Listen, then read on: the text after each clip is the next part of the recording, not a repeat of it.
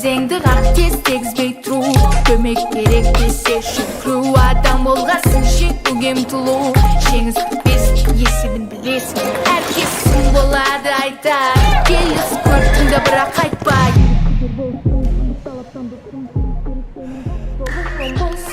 Көзіңе шыққу, күрегің ояу, сенің мұң ол болсын. Тұғырдың қайы, сенікі сенің мұң ол болсын.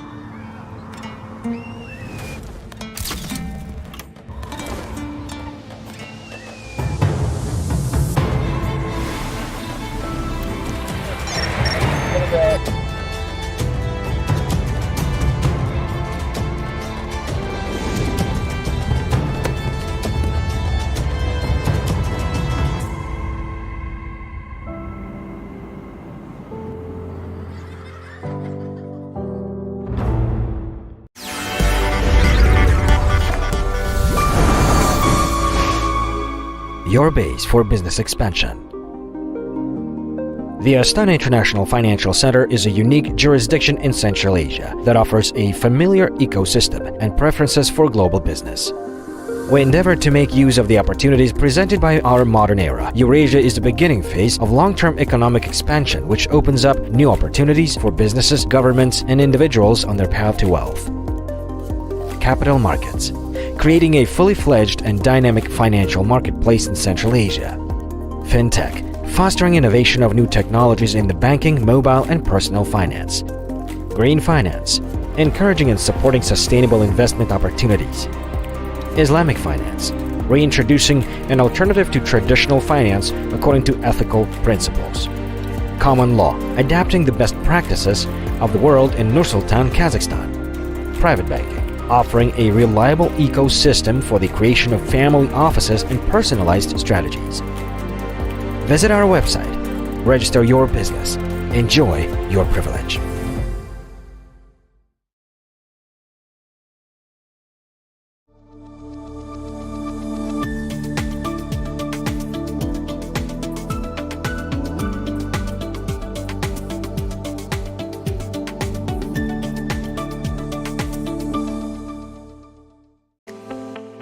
Біз қор нарығынан бастап қазір әлемдік деңгейдегі инвестициялық компанияға айналдық. Бірақ бұл бізге жеткіліксіз. Бүгін біз онлайн автосақтандыруда көшбасшымыз.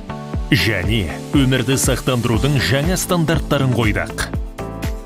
Біз алғашқы болып ТМД-да цифрлық ипотеканы іске қостық. Және смартфонды бөліп төлеу арқылы сатып алудың ең жылдам тәсілін енгіздік.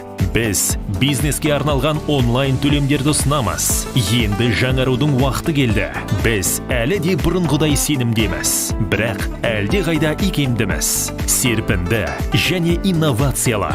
Бір бренд, мыңдаған мүмкіндіктер. FIDE-ның ортақ экожүйесіне қош келдіңіздер.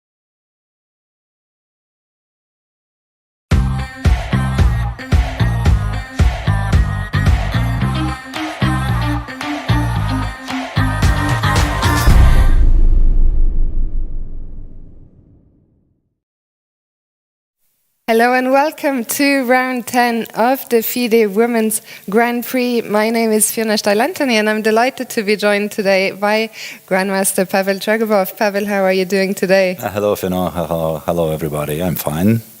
And I'm glad to join Fiona for this 10th round. So 2 rounds to go. We should probably say a quick word. Ilya Smirin has been removed as a commentator following some of the comments that were made during yesterday's broadcast. If you would like to know more, you can head to the Twitter page of FIDE and you will find an official statement there. But for now, we will focus on the action as we get really into the money time here. The last 2 rounds, we see the play has just started here in Astana. And very soon we'll see the pairings for today and also the standings going into the last round. So for this 10th round, we have Polina Shuvalova, who's had a great comeback. She's playing white against Vashali. Then one of the big games of the round is Alexandra Goryachkina against Alexandra Kostenyuk. The tournament leader, Katerina Lagno, will be playing Jansaya Abdumalik. Then we have Alina Kashlinskaya against Zhuzhiner, Bibisara Asabayeva against Elizabeth Pates, and finally Tan Zhongyi against Dinara Wagner. Okay, let's start with the leaders game, yeah? Yeah, so talking of the leaders, here we see who are the leaders. At the top we have Katerina Lagno, who won a very important game yesterday. She's on 7 out of 9, but she is closely followed by Alexandra Goryachkina.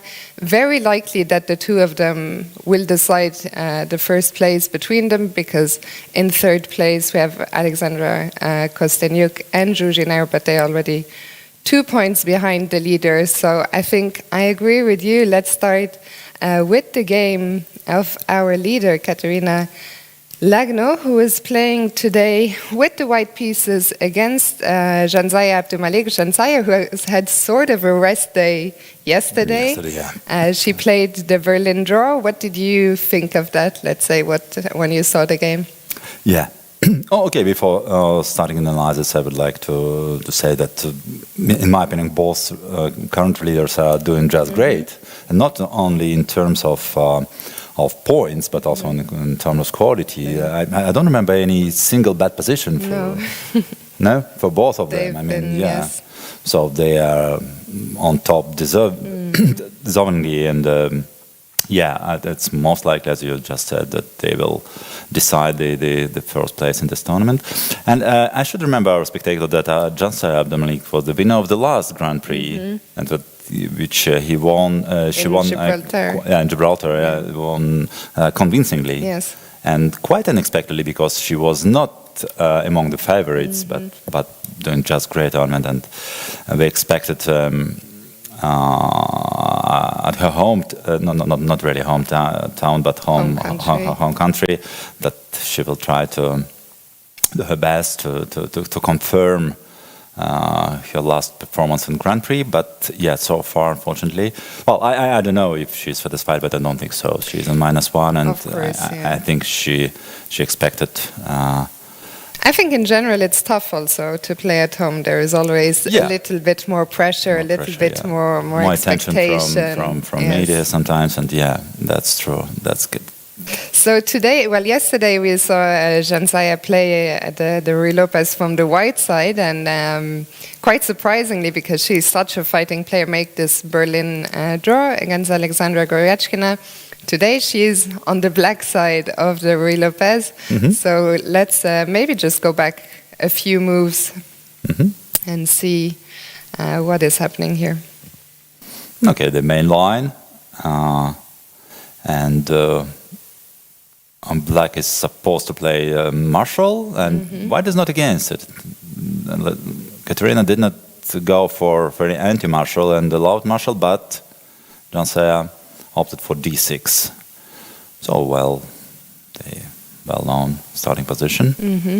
And h3 is already played. That's still a theory, still a deep theory. So. No fireworks. We expect a maneuvering game here. Yeah. But both players are more or less, let's say, okay, Katerina is quite universal. Janse as well, actually, but more inclined to play in classical positional style, both of them, I think so. We don't expect any fire. Yeah, we see the two players there. Actually, you know, we were talking about the leaders, how they haven't been in trouble, and I just realized Katia Lagno actually maybe just yesterday for one brief moment in her game against Ruziner. Oh, yeah, sorry, I forgot. I also forgot, but yeah, the double there was some up and down just before the end. That's true, that's maybe true. the only time that she was really in some trouble. But also, her position was more or less okay, yeah. But it was tense, but still, it was more about blunder than about, I mean, some positional, That was a very, very sharp game, actually. So the opening, but quite unexpectedly. It's not exactly in Katerina's style. Maybe she didn't expect Junjunar playing knight takes c6. Maybe she was expecting sort of transposition to Sveshnikov or whatever. Hard to say, but she was very well prepared anyway, and handled that game quite well. But yeah, at the very last moment, it was in time trouble already, right? It was, yes. It was, And Pavel, let me interrupt you 1 second, because we've had a few moves. Oh my goodness, are we heading for another draw here? Because let's see what is happening. I think they are already looking for the arbiter. Really? Okay, so Katerina is half point ahead, and it seems like she's satisfied with the draw in this game.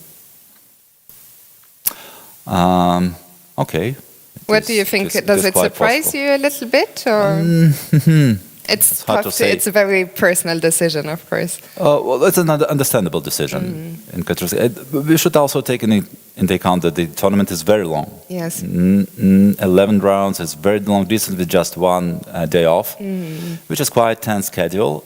And the girls are getting tired at the end, of course.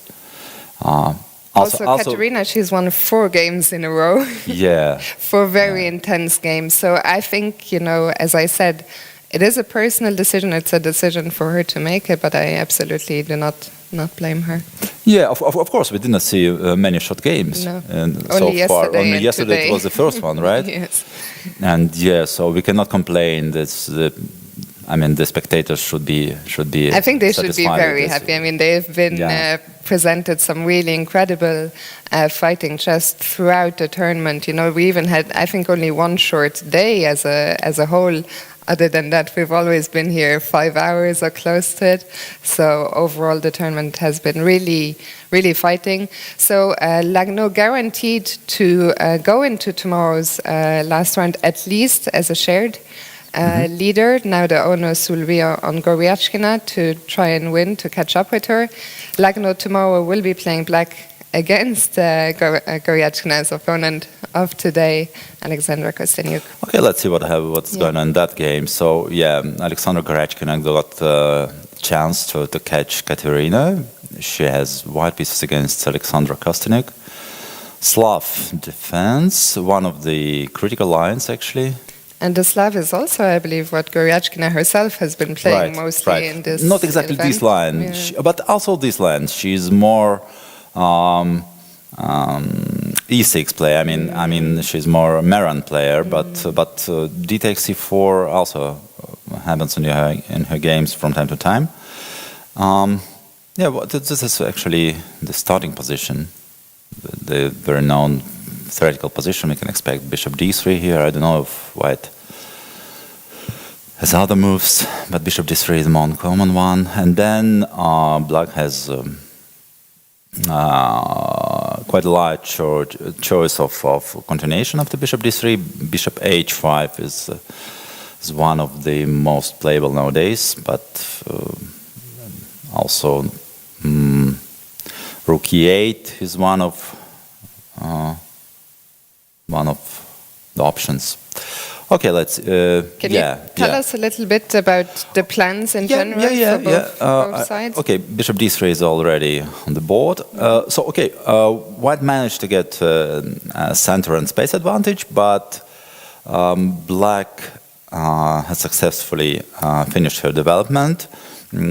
bishop is out. Well, if this kind of position rises with bishop of c4, it guarantees a huge advantage to white. But here bishop is adjacent. But still white has a bigger space advantage here. And one important point is that the pawn is already on a4. So black has got b4 square, and this is also important because many pieces can be well placed here. For example, after e5, knight can go to d5 and sometime on b4. Bishop is great on b4 as well. So this is well-known position. To my knowledge, it's still evaluated as slightly better for white, but okay, nothing special. Very solid for black. Right. h6 is already played, which is quite a rare move, I think, but played quite quickly. So I think both players are still on the preparation. What's h6? The idea is to partly take away g5, partly free up a square on h7? g5, yes. Mainly this is the idea. After e5, for example, now after exchange on d3, and knight will go to d5, white has no g5 access to g5 square anymore for their knight or for bishop as well.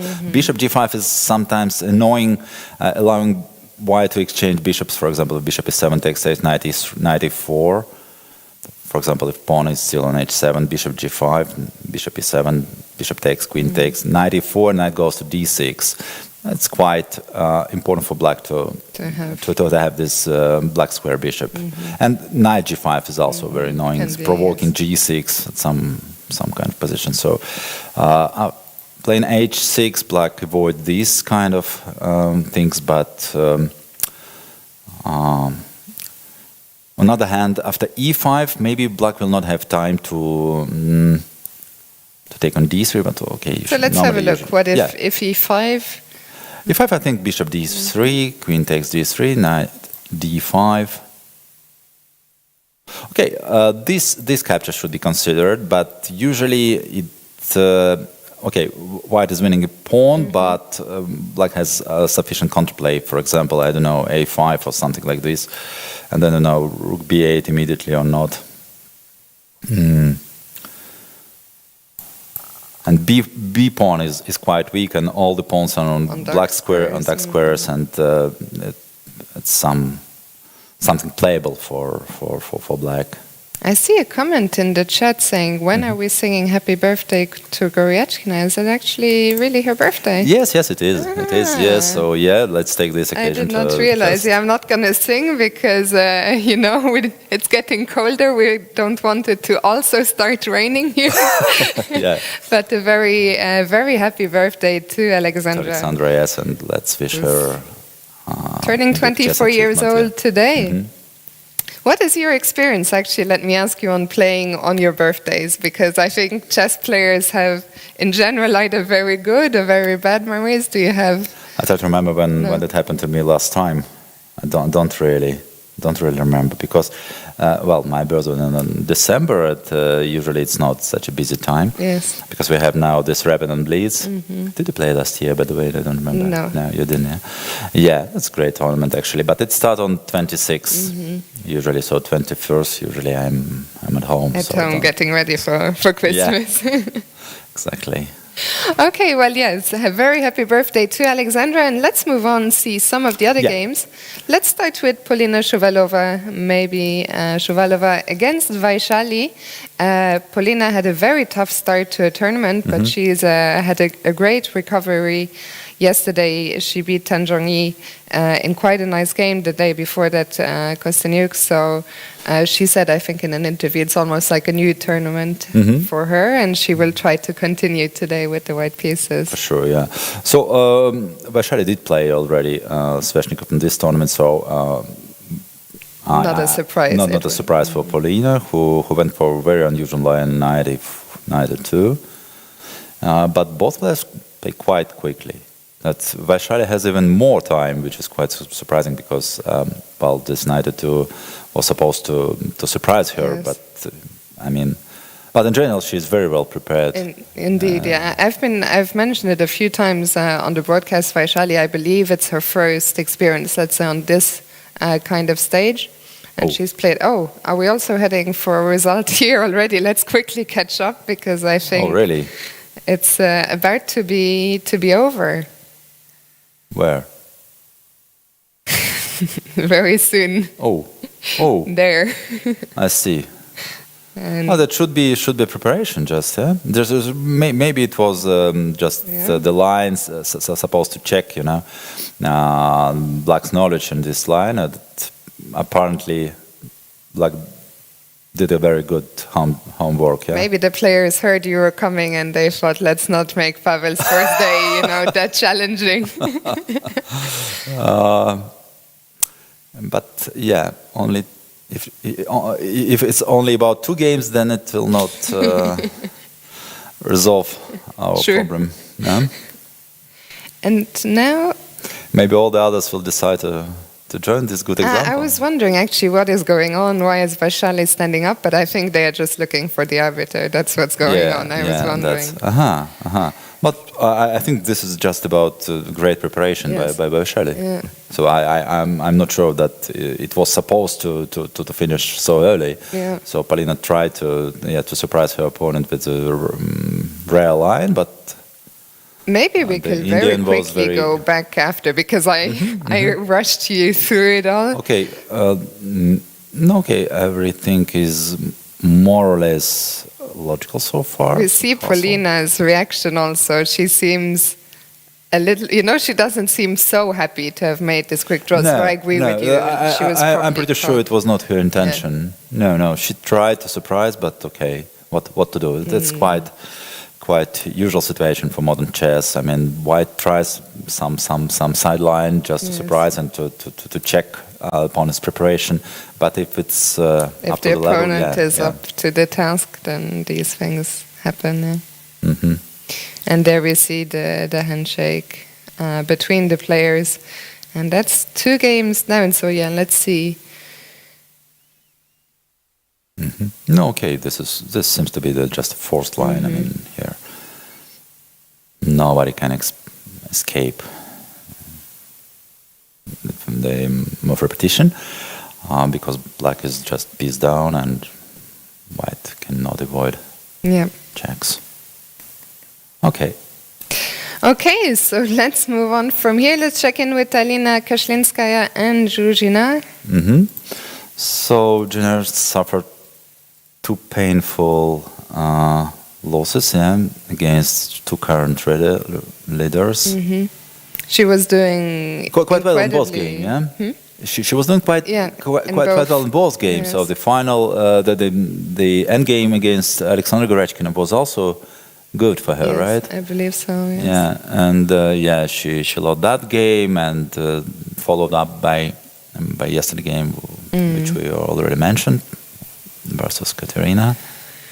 Yeah, we'll see how she recovers because, of course, Yeah. it's disappointing. She spent the whole tournament sort of in the lead or near the lead, and to lose 2 games, especially in the tail end of the tournament, is tough. But Alina, she's also had an up and down tournament. She was doing incredibly well in the beginning, then also lost 2 games before making a draw yesterday against Elizabeth Pitt. So these are 2 players now who are looking, for maybe a win to get them back on track. Right, and both are doing quite decently. So Jenner is on +1 and Alina on 50%, I think. 50%, I believe. Yes. Yeah, so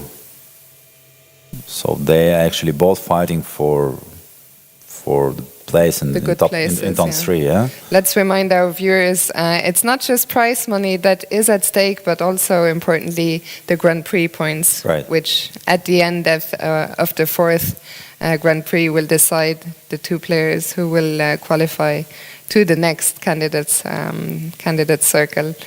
Right. So let's see. What did we have here? I cannot say anything about this position. I'm not a big expert in this kind of position. I don't know which opening is this. Actually, it looks like Queen's Gambit, but then it's probably transferred. Turns into Queen's Gambit accepted? No, not really. With Bishop on G5, no. So it's a weird hybrid, or I try to understand which opponent it is actually. No, it still should be Queen's Gambit, but very, very wired version. No, okay, this particular position is not known to me, but well, general plans in this kind of position with the isolated pawn are quite known. So, okay, a3 is an important move, preventing knight transfer via b4 to d5. Actually, the main, you know what? It's very similar to, strangely enough, it's very similar to Alapin kind of position. Because I played the Alapin, I don't play d4, and even I thought this looks quite familiar. Maybe not exactly, but unfortunately I cannot start with e4 first move. Can we not? What if we try to go back here? Will it? No. Still not possible. But maybe like through transposition, if you put c5. Yeah, for example. But even there it will. No, it is. Okay, it should be possible somehow to get bear with us. Alapin style position. I don't know how exactly. Okay, this way, for example, c3, up. Here we are. Not exactly, but very similar. Yes. This kind of bishop is still on g5, but not on g5. But for example, if white goes bishop g5 now, would we get exactly the same position or not? Yeah, probably yes. For example, bishop g5 is not the main move here, and okay, queen d8 is not the main move. But yeah, this is exactly the position, right? Let's see if we click to. Bishop on c4. Okay, so it's a slight difference. But okay, very, very similar. Very similar, yeah. Bishop c4 is better placed on c4 because the white's idea now to play. So an improved Alapin. Yeah, improved Alapin. Let's call it. Well, I'm a little bit ashamed. I don't know what kind of opening exactly it is, but. Of course, we can get this type of position from many opponents. But it's quite rare, no? That black takes on c4 after going... After bishop g5, yes. This move order is quite rare, right? It's quite rare. The usual moves are bishop e7, knight e7. Yeah. Now d takes c4, and this particular position is quite rare, right? I see one of our viewers, since they are 15 minutes behind, they are just now catching up with the draw in the Lagno game, and they were asking me a tricky question about does Katerina have the better tiebreak? So I'm just heading on over to figure out, unless you know what the first tiebreak is. I had seen it somewhere. I think it's Berger, but I'm not quite sure, even if it was me who wrote the regulations. But let me I read them so many, so I don't remember. But I would just like to say that tiebreak doesn't matter too much in this because everything is shared. Points are shared and money is shared as well. So. Yes. Okay, then I don't need to look it up because, as you say, if it's shared. Okay, it's of course. There's still prestige at stake, but yeah, in terms of image, it matters. Yeah. But yeah. Okay, b6 is played immediately. So this is the main point in this kind of position, that bishop sometimes remains on c8 too long, and well, it might be a problem for black if it's not back to the game quite soon. I think white.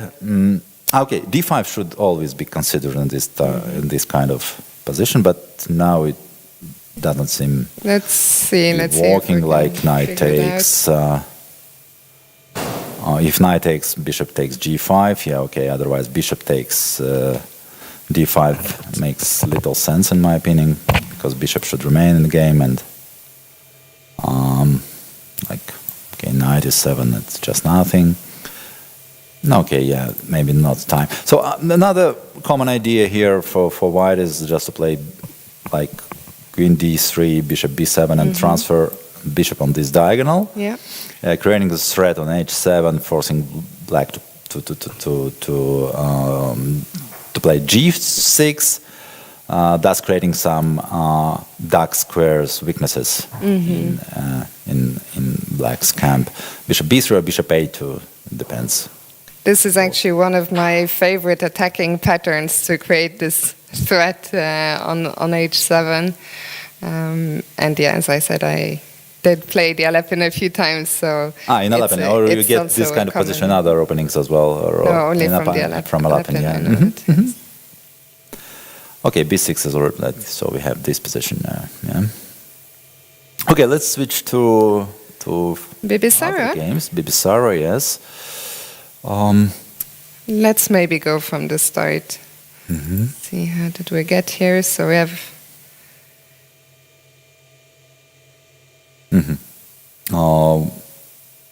Okay, Bogo line with a5, which is getting quite popular nowadays. I'm not aware of the nuances of details of this position, but I think d5 should be a decent option for white. Maybe one of the critical one. Usually, if in this kind of position white has this option, it should be considered seriously.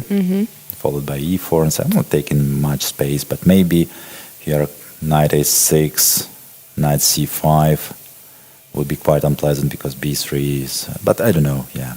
Anyway, it should be considered. But okay, white went e3. Queen c2 is just preventing knight e4. By the way, I think that knight e4 immediately was quite logical. This kind of position when white has more space. Yeah, black is trying to exchange to trade as many pieces as possible. So knight e4 followed by either e5 or F5, just immediate knight takes c3 is quite common way to simplify and to decrease the importance of this space advantage. So Elizabeth did not go for knight e4. Instead, she went for castles. And okay, allowed queen c2, now preventing knight e4, d5, pawn takes, bishop e2. No, also quite typical position. Well, sooner or later, black will be forced to play c5. They will not be able to play all the game with this delayed pawn. So c5 will be playing, and most likely we will get this type of position with hanging pawns. Hanging pawns, yeah. It's in this case, the hanging pawns, are they not sure. a weakness or? It's always the question. Yeah, hanging pawns is even more complicated than isolated pawns. So you never know actually if it's. You should be aware of particular positions, not in general. The general knowledges are not very useful in this kind of positions. So I don't know. For example, if white has time to put her bishop on f3 and transfer her knight somewhere, that would be great for white, I think. But maybe white will not be able. Yeah, will not be in time. I don't know. It depends. But c5 is not played, so white black is not obliged to be in hurry. I mean, playing c5, maybe she can prepare it somehow. I don't know, play some useful move like rook f8 and so on. Maybe transferring knight to e6 would be useful. For example, rook c8, knight f8, knight f6. I don't know. Somehow my feeling is that without dark square bishop, it should not be a big problem for black. Yeah, we also see that Elizabeth has played rather quickly. In general, she also has shown some interesting opening ideas, but she often suddenly found herself into quite a bit of time trouble. So that's maybe one thing to watch out for. But always easier said than done. Of course. And the last game, yeah? Yeah, the last game we haven't seen Tang Zhongyi against Dinara Wagner. Dinara, another player, she started with 2 losses, could have been 3, but then saved that third game against Jansaya, and she's had a great result since. She's now on -1. -1, yeah, but gaining 24 rating points, course. really a superb performance.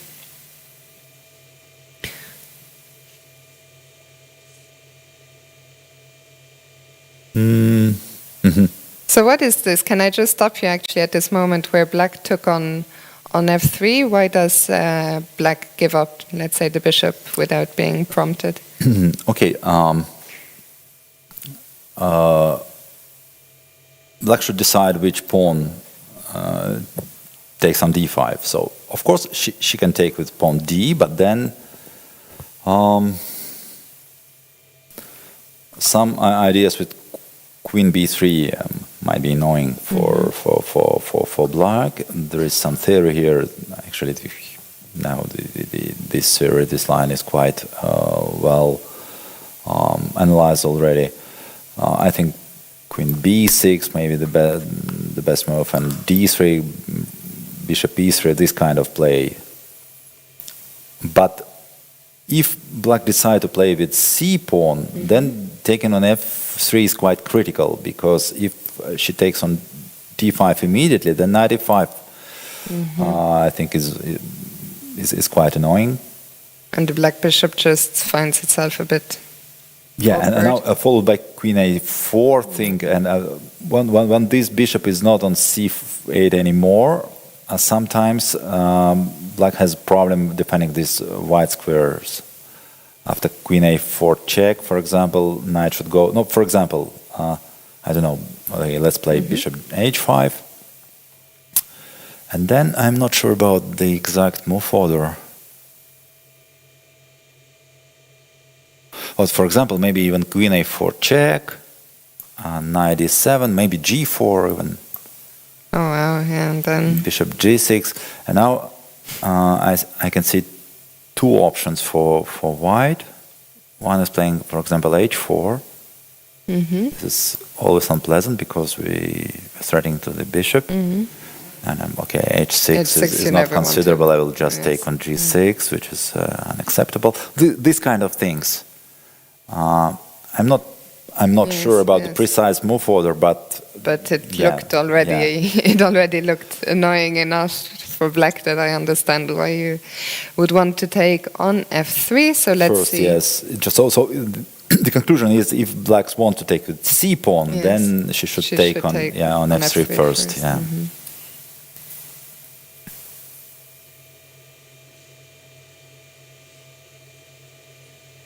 Well, okay, it looks like white was not very ambitious in the opening. It looks like equal, yeah, but okay, it is always tricky.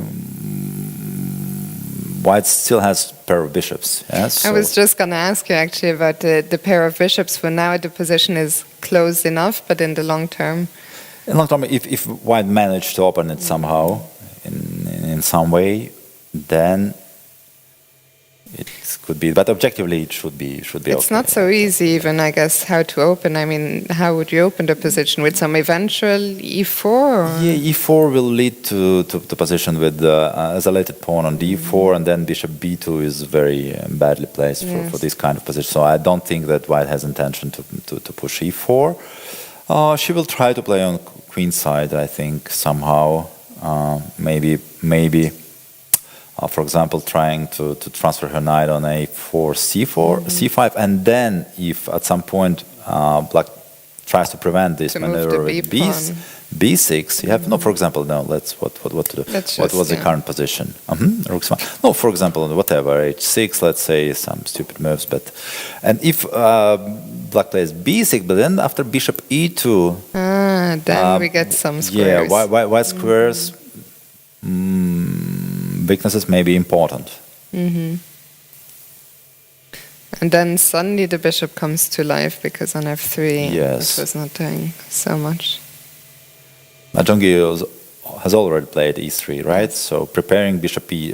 It's not about protecting d4 pawn. It's mostly about preparing bishop e2 maneuver and transferring the bishop to queen side. Okay, so Dinara is currently thinking after rook c1. We played h6, where it was just a waiting move. Yes, but what does black want to do? To exchange as many pieces as possible our c file. I think so. Maybe moving this knight immediately would make sense, but where? Yeah. Doesn't have any obvious squares. Or another option is queen e7 and exchanging try to bishops. play bishop a3. Yeah, would be also a good idea. Why not queen e7? Queen e7 looks fine to me. Why queen e7 rather than queen d6 would walk into some knight b5, right? So Yeah. e7. Maybe queen e7 is a little bit more accurate. I don't know. Queen a5 as well. Yeah. Queen a5 a3. Yeah. And we cannot take because of rook Take. a1. Yes. So. I like your suggestion of queen e7. Connecting connecting rooks and just. What happens if after queen e7? So but the rook is already on c1. Yeah, because I was wondering what if a3, but of course the point is that the rook has already left. No, I don't know if after knight a4, still maybe knight a4, let's say bishop a3, white can still hope for some slight advantage, I don't know, like queen somewhere, d2, just protecting bishop and aiming for knight c5. That's hard to believe. To be honest, it's hard to believe. Maybe now in knight d7, even covering c5 square, or maybe even knight e4 is good enough. I don't know, in this position. Maybe knight e4 is also playable. But okay, but this is tricky. Maybe just take knight c5. No, that's the line to avoid. Yeah. And suddenly the pawn on e4 is. And b7 and both pawns are hanging. But with accurate play, black should be able to equalize comfortably, but without much efforts, I would say. But today is the first day, I have to say, where we can sort of feel that the end of the tournament is coming closer because the games are a bit slower, a bit more calm. As you said, it's been a long tournament, 11 rounds especially. We talked many times about how fighting in general women's chess is. It's very rare that we see quick draws, which can help in a way sometimes, to recuperate some energy during events. But we see none of that, so it makes sense that it's been a long event. Let's go back now to the clash of the Alexandras, which is the main game, let's say, now that Lagno against Abdumalik finished in a draw, and let's see what happened here. So we left after h6. Apparently, Alexander Gorechkin spent some time trying to understand what's going on.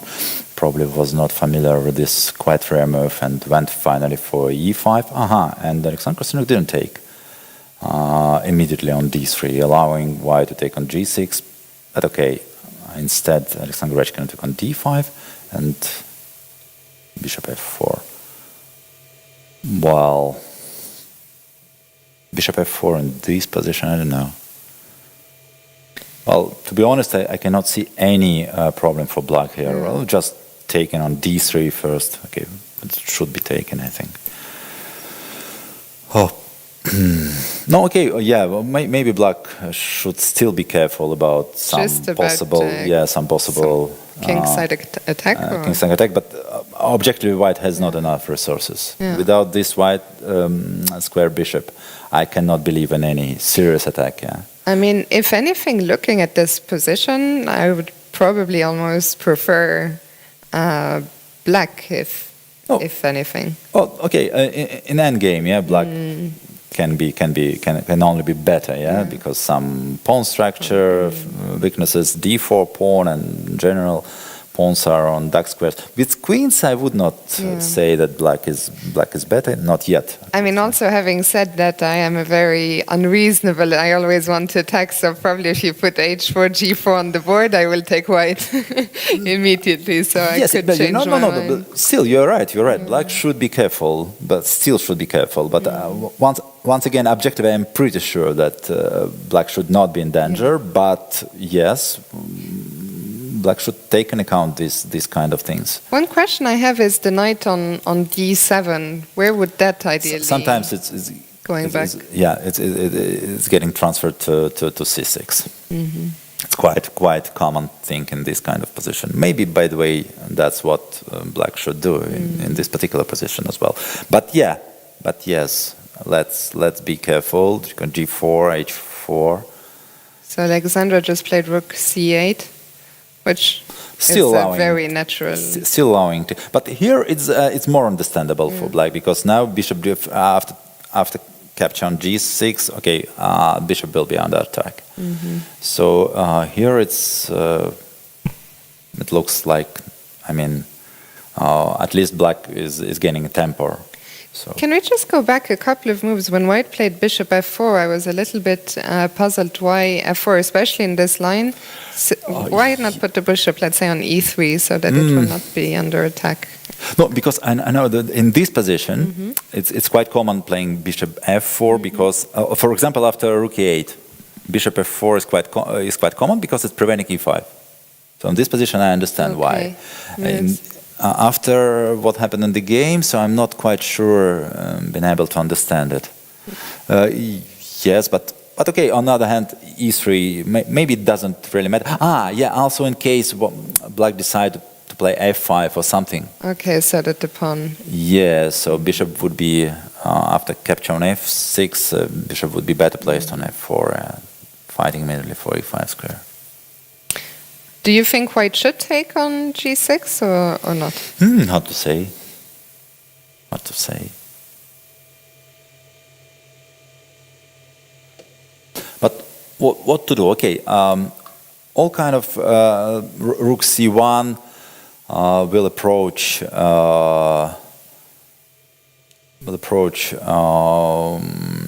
draw, I would say, after exchanging everything on c file. I mean, the resources will be exhausted.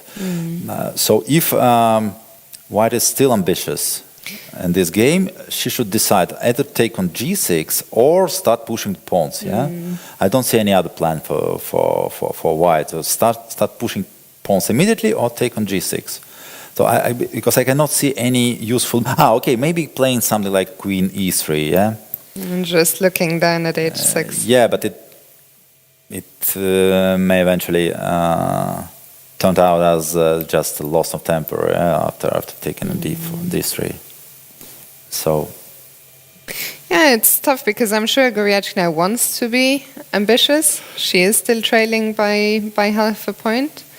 But it feels like a position where if you get too ambitious, you could also run the risk of being worse. Of course, it's not in your style, in her style. Yeah, but she's of course she's quite ambitious. She's quite ambitious, especially with White. I mean, she's always trying to push. But on the other hand, she is a very sober player. Yes. She's very rarely overestimated her position, so she has very good control over position, over evaluation of her position. Okay, we'll see. We will let her to it, and we can move on to Alina Kashlinskaya and Zhuzhinar. H6 is played. By the way, H6. Rook d8. Rook d1 was played. Yeah, no, rook d1. We looked at bishop b3. Okay. We switched off in this position. So queen d3 was played. I think we had talked about queen we talked d3. About it, but probably it was not on the board yet. Bishop b7, and now I suggested bishop b3 or bishop a2 immediately. But okay, White decided to start with rook d1, which is also a reasonable option. And I am pretty sure that bishop a2 would be her next move. After let's say rook c8, we would see bishop a2. So probably that was the last moment for Black to play h6. What I mean, now if bishop goes to h4, probably Black has this trick, very known trick. To exchange those bishops. After Korchnoi-Karpov game, I mean, 30 years ago. A long time ago, yes. But this idea was shown by Karpov. I think so, yes. So does it make sense for White to not go to h4?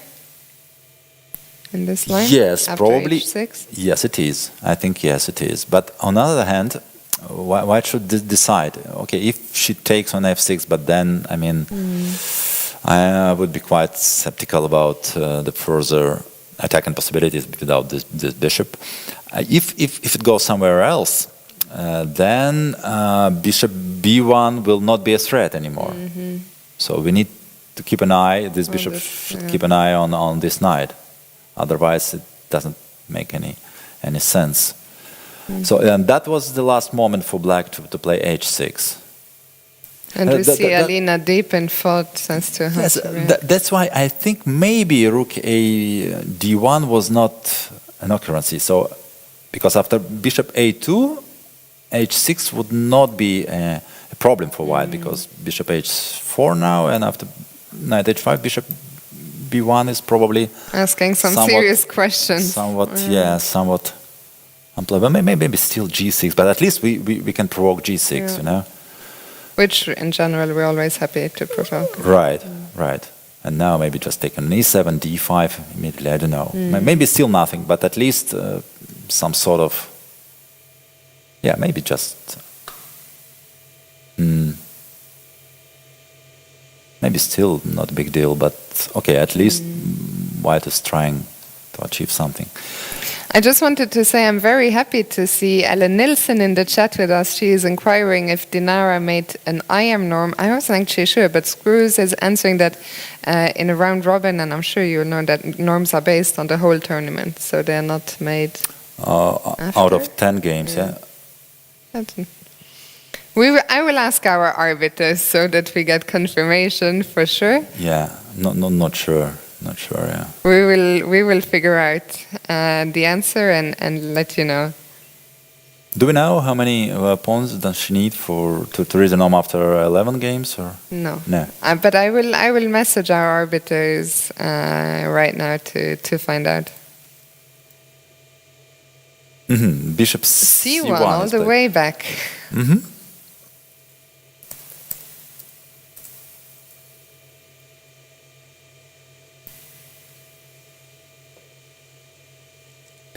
I think our reasoning is just confirmed that our reasoning was correct. So Alina did not want to go to h4 just because of knight h5. I think I'm pretty sure that was her point. And okay, taking on f6 is not an option at all. So bishop c1 is. I like this move. Yeah, me too. Just keep, even if bishop a2 to b1, even if it doesn't have the same immediate power, it will still look quite threatening, and it's not so clear how black should react. Also, right. I'm not sure. In general, I'm not sure about h6. Even in these circumstances when white, cannot keep the bishop on this diagonal. Even if she's forced to go back, but still, h6 creates some weaknesses on the king side, and at some point it can be dangerous for black to have this kind of things, these kind of weaknesses. Let me ask you one question. Can black ever play, I know it doesn't look so positional, but can black ever play a move like a5? And my idea is to try and eventually get the bishop to a6. My idea is also to stop bishop a2. Yeah, to stop bishop a2. But then, But I'm very weakening b5 too much. Square. I don't know in which concrete line b5 can matter, but generally speaking, I don't want to make. So what do we want to do as black here? Good question, by the way. I'm not a big expert. Okay, usually black is trying to move this knight somewhere to c4, for example. Okay, playing like rook c8 and then knight a5 and putting something on d5, knight e5, bishop d5, whatever. But then, okay, knight e5 is possible. What else? What are Black's plan here? What if we immediately put a knight to d5? Then in some position White can consider just capturing, and in this kind of position may be better for White because Without the knight on f6. yeah, this bishop is very bad, and white pieces are better placed. Yeah, this makes sense. So knight d5, definitely not an option, I think, because this position, looks pretty horrible. If Black decide to play bishop knight d5 in this kind of position, well, it's better to play before playing h6. At least, I mean, trying to exchange dark square bishop, and even with bishop on c8, then bishop can go to e6 or f5 or somewhere else. Not with bishop on b7. Well, I cannot see any other reasonable move for Black. A part of this rook c8, maybe queen somewhere, queen d6, let's say. So you mean in the game after h6? Yeah. Yeah, and in this position, so we have this position, right? Something like queen d8, rook d8, queen d6, rook d8, trying to put some pressure on d4, but it will not be an easy task because this pawn is well protected for the moment and not easy to... I guess White will continue with the plan of bishop a2. Yeah, that's almost sure.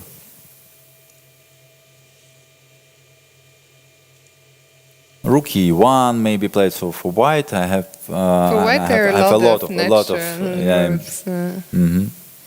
Okay, we'll come back to this one. It looks like Génard is also, thinking of those same considerations, because it's not just about finding one move here, it's finding a plan.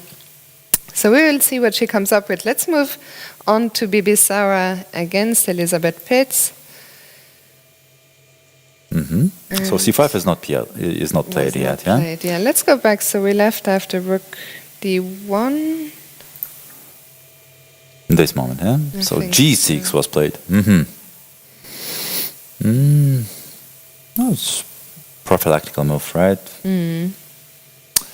Just in case giving the king.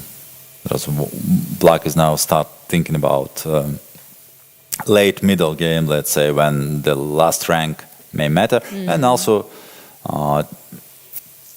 now taking control over f5 square, where white queen may eventually go sometimes.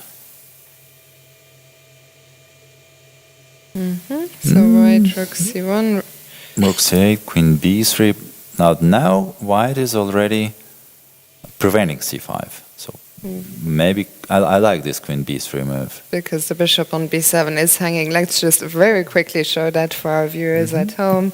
So c5, which is a move that Black wants to play, is not possible. And because pawn capture is not possible, right?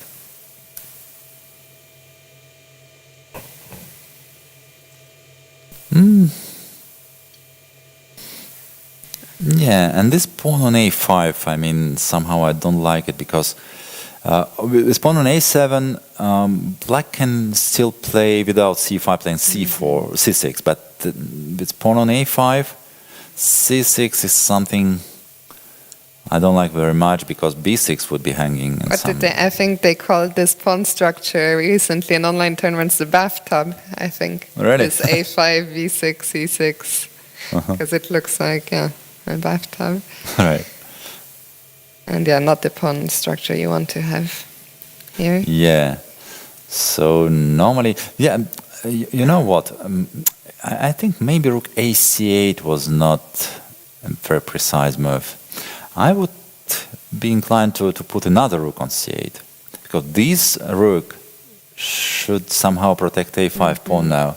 That's very famous, very known setup for this kind of position with hanging pawns. That when Black play a5, this rook should remain on on a8, on a line, and sometimes go to b8. Okay, yeah, this makes sense. And maybe it was quite a serious, I would not say mistake, but inaccuracy. But you get a little bit, not paralyzed, but suddenly you don't have so much. Now it's quite a challenge for black to push c5, and without playing c5, I mean, this position will always remain a bit unpleasant. Yeah, because even right now, I mean, what does black do? Because the other rook from f8 is suddenly, I mean, on e8. No, on it will not d8 do maybe, so I don't know. much. Just okay, let's play some random move.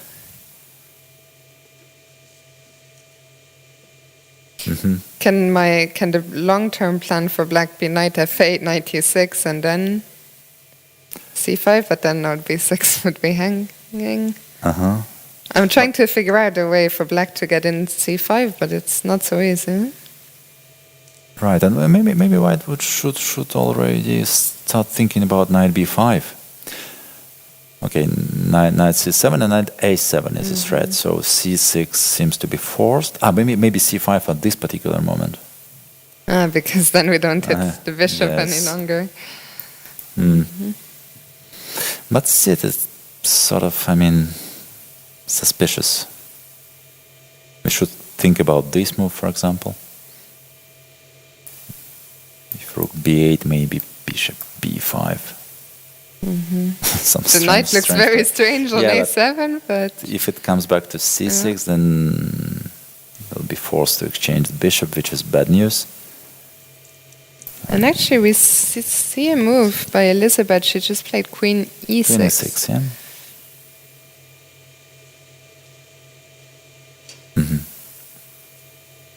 What's the idea behind queen e6?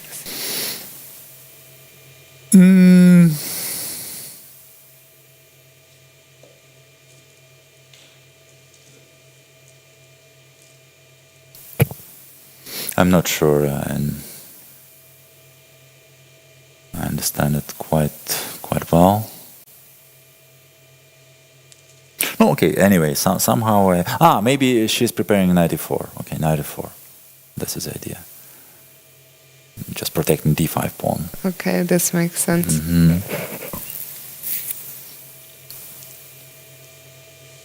What do you make of this position? Do you think white is just slightly better? White is here? better, yes. I think white is better now.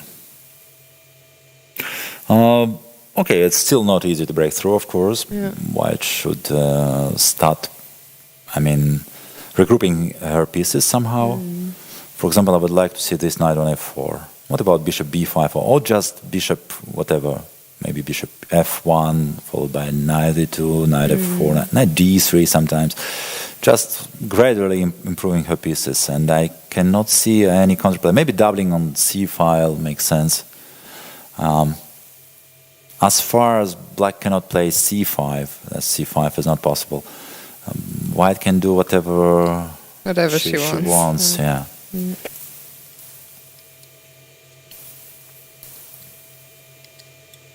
Okay, let's move to Tanzhongyi against Dinara. Okay, what happened here? A lot of moves happened. A lot of things happen, let's go back. I think rook c1, more or less. We left. Oh, just taking on c3, so giving up the last bishop. Too radical to my.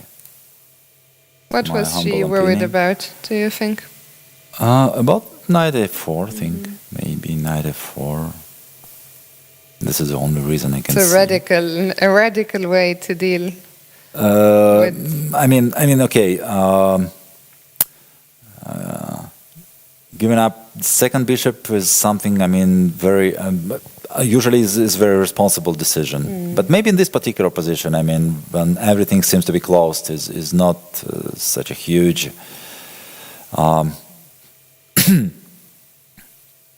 responsibility, I would say, or.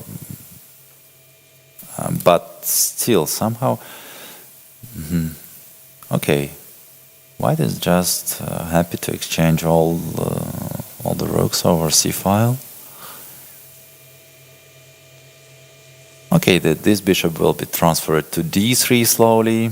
Bishop d3, bishop d2, f3 probably will be played. And then what? And then maybe white will start thinking about pushing e4. I guess you would take the bishops over the knights. What do you mean? In this position, you would prefer to play yeah, white. that's clear. Yeah. No, okay, black cannot be better. Yeah, black is about to defense. I mean, and cannot be better in any way. Well, in this kind of position, when knight plays against bishop, the only situation when black can be better is when its knight has have some good points in the center. For example, if we put this pawn on f4, okay, it would be completely different, yeah. But now black knights have no posts at all, not at all. So e4, from e4 it can be chased by f3. But by the way, maybe it's what about then g5, g4, just trying to create that outpost. to ensure a4, yeah, post. Okay. Maybe this is not that stupid as it seems to be. And if I go h3, you will go h5. h5, yes. Oh, now we have no choice. We should play h5 and then. If you say A, yes, you but gotta say B. Okay, queen d1 or queen e3. I mean, we cannot do it. At least not right now. But in general, if we manage to put the pawn on g4, but then maybe we can start thinking about this kind of things. But not now. So I don't know. I don't know. I think that white is still pushing. Let's say. Bishop e2 would be the next move. I actually just realized that one of the factors in this game could be the time. Tan Zhongyi has quite a significant time advantage, and I think she will be very happy to play this, let's say, more or less risk-free position that she can play for a long time. So let's meanwhile go back to... just one, the ultimate remake so far. Maybe... black will be just in time to put her knight on c3. For example, something like queen c6, and now what? We should protect our bishop. Okay, we can move our bishop, so we're not obliged to go back with the queen. So okay, queen b2. Okay, then sorry, bishop d2. Bishop d2. Yeah, okay. Then she's not. Actually, what did she just play? She just played queen c6. Queen c6. And queen, bishop b or bishop a3. Bishop, I would even play bishop b2. So just to keep the c3 square under control. Okay, if white is in time just to play bishop e2, f3, then and king f2, let's say, then I would be sure that white is better. Even if queens are gone, in this kind of position, I mean, playing e4, g4, h4, whatever. It would be a very long torture for black. Yeah, very long torture. Very unpleasant as well. That's for sure. Okay. So let's go back to Alexandra Goryachkina and Alexander Kozniuk. There was a question in the chat, actually, about whether these two have played each other many times before. My guess is yes. Of course, you would know better than me, but I guess they have a long history. Of course, yeah, they played quite a lot of games already against each other. I don't know what the score is. I think Alexander Goryachkina is leading the score, but we should also mention that their last encounter was the final of the World Cup, where Alexander Kozniuk managed to win the first game. That was the last World Cup in Sochi, right? Yeah, where Alexander Kozniuk managed to win the first game, and second was drawn in the completely winning position. I remember it was a very dominating tournament performance from Alexander Kozniuk from start to finish, more or less. No? Yes, on the first sight it looks very convincing, but still she had the couple of tough moments. But that's the nature also. Yeah, of course, of this format. Yeah. Okay, so what happened here? Alexander Kozniuk put her knight on b6. I'm not sure that was such a great decision, because after b3 I cannot see. Okay, maybe her idea is just to exchange everything over c-file and then start transferring this knight somewhere, because on b6 it's clearly misplaced. So it you're should saying be to transferred take somewhere. now on c1? Probably. Black can even think about just capturing on c1, playing rook c8. It makes sense, actually. It makes sense. Or maybe start with the queen d7, slowly, just to take on c8. But no, she wants to take with knight, because knight should not remain on b6. Yeah, that would be my idea.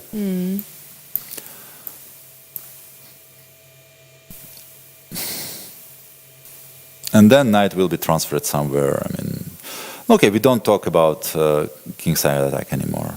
Because they're just not enough Not enough pieces. resources. Not enough resources. Do you think black is very close to equalizing Yes, here? Or I think objectively position is not even worse for just. It's not about be close. It just objectively should be equal already, or maybe even slightly better. Maybe it's too early to talk about it. I mean, Alexandra Goryachkina has also spent quite a bit of time, and yeah, this looking for now like at least like an opening success for Alexandra Kosteniuk with the black pieces here. No, it looks like yes, black did not suffer much in the opening in this game. We saw a lot of games of Alexandra. Of course, she's a very attacking player. Do you think she will be happy still with what she got here? This is always a question with Alexandra, because she's always trying to find a way to continue. Sometimes it's not justified. We remember the game, of course, against Bibi Sara. Yes, in the second round. Yeah, it's a good example. But now she has black pieces, and she is facing a very strong opponent. Yeah.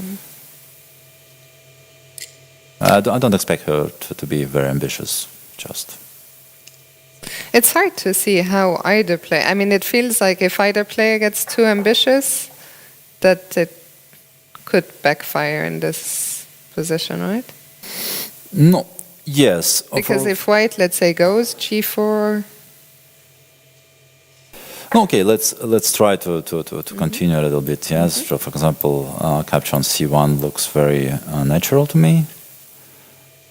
No, and now if white wants to continue, the problem for white is after b3, I think she cannot keep the rooks on the board. So she cannot. With pawn on b2, she would be able to just to move her rook. Now rook c3 is coming, which is quite unpleasant in my opinion.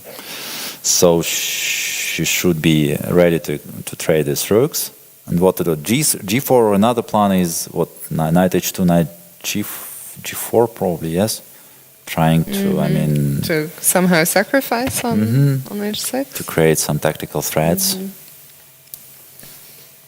No, once again, it's hard to believe. No, okay, let's try something like that. Okay, just take, rook c7 naturally.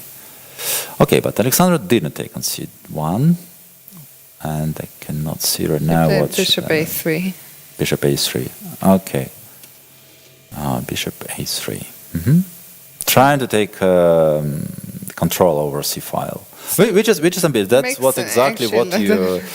But then it leaves like the option to keep the rook, one pair of rook on the board. So let's see, bishop a3. It's a very nice little move, this bishop a3. It's a move which I think a lot of players, myself included, would not see, instinctively to put the bishop there. But it's a fighting choice to not exchange all the rooks. That's exactly what you meant, yeah. Yes. Very kind of Alexandra to demonstrate my point, just with the good. Just in the right time. Not objectively, maybe it's not that bad, but it shows her intention to play somehow, not just to exchange pieces. And, of course, because she's also, if she likes her position, let's remind our viewers that she's in third position currently, and if she feels like she can play this position without too much risk and try to get something. But also it allows a5. I don't know if white wants to play a5 immediately. For example, well, I think rook c8 looks like the most natural way to proceed. And now I think her intention to take the rook. Yes, the whole idea of bishop a3 is to take c file under control. And then maybe a5 at some point can be played. What about right now? Knight a8. And Alexandra has just captured on c8, so we will see this position now. And black captured with the rook. No surprise. So you were saying a8. I wouldn't have thought of going... I don't know which square is better for the knight, because on both squares it looks There's quite no ugly. immediate future. So anyway, okay, d7 is the most natural square, I would say, still. Maybe knight b8. And again to on, c6, this idea we talked about. on a6 now. Okay, Or both a6. squares, yeah. But I have to say, the more I look at the position, the more I like Alexandra Kosteniuk's approach, because these white pawns on a5, of course a5 hasn't been played yet, but right now a5 and b3, they could potentially become a bit weak.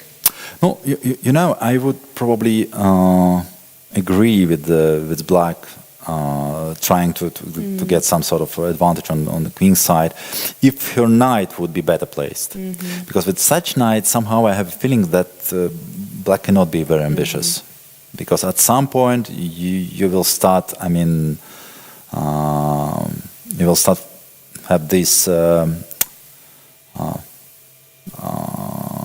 I mean, you will need a piece, you know, at some point it can happen. It's but like, yeah. What do you think white will do in the time that black will use to rearrange the knight? Good question. Well, at least white will be given time to regroup her pieces. I mean, for example, to bring her knight on c2 if she wants to, or bring bishop back to d2. I don't know. Or maybe think now about some activity on the king side, which still doesn't look very promising to me. But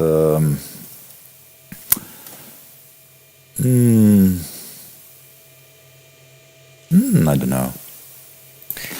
It still remains about equal, I think. So. And for white, okay, we looked at a5. If not a5, how do we improve our pieces? The rook from a1, does that want... What if white is stubborn and wants to still trade rooks and plays rook a2 with the idea of going to c2, let's say? But nothing is threatening, yeah, at the moment. So, okay, let's try to regroup our pieces. Okay, let's put the knight on e1 and maybe to d3, later on c2. And black, I guess, should try and move the knight. No, okay, maybe black what can about queen? think about such things. Queen b4 then. Okay, rook b1, for example. Maybe queen b4. Yeah, some... Oh, okay, sorry, no, this is... yeah, attack d4 pawn, yeah.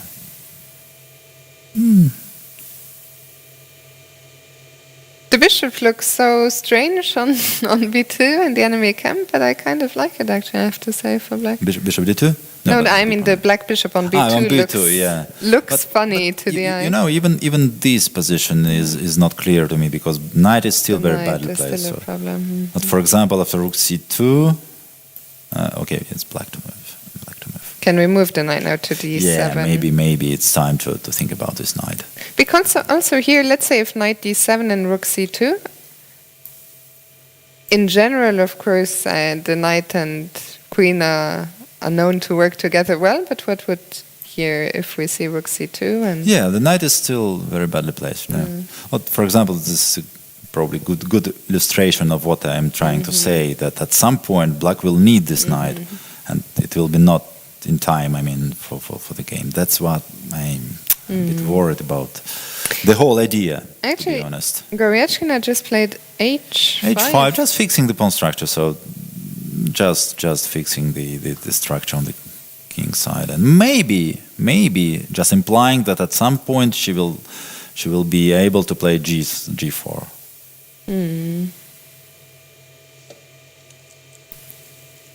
Do you think she wants to G4, or she just wants to? Do you think Maybe she's just speculating, but okay, who knows? At some point, why not? Why not? Her king is quite safe, so she would not risk so much playing G4, and this knight is still there, Yeah. so that's why.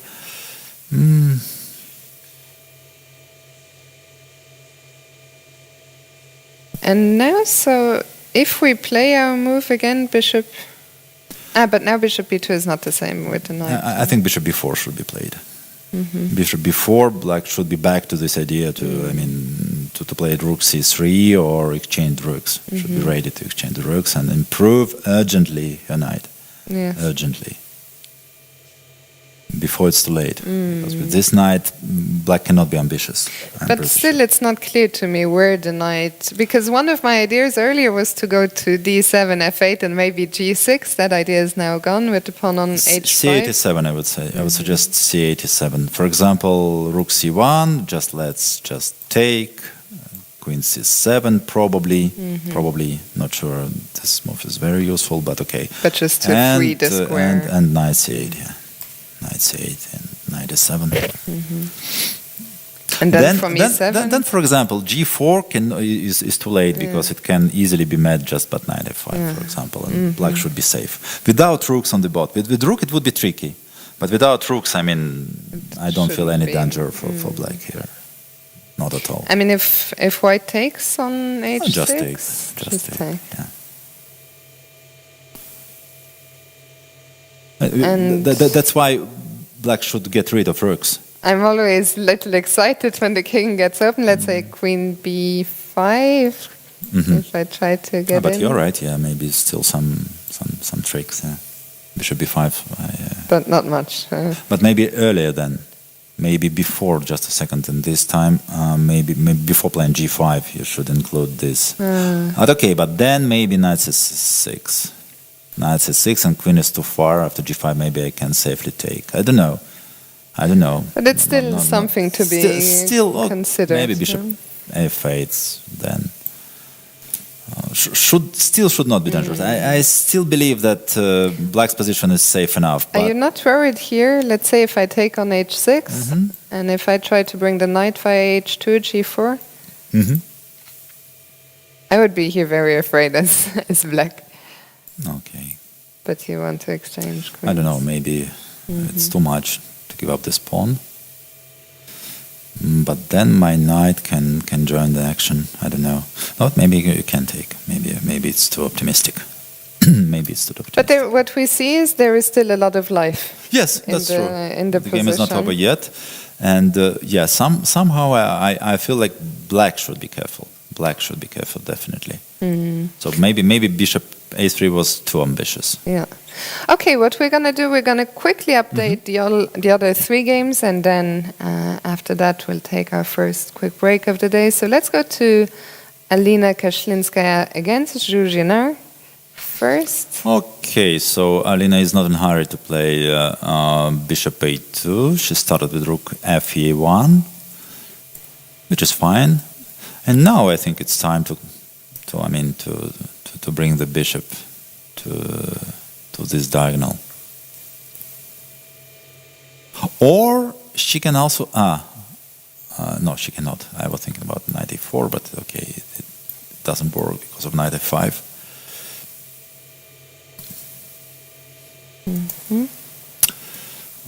So then, yeah, I would be happy with white here. Just bishop a2.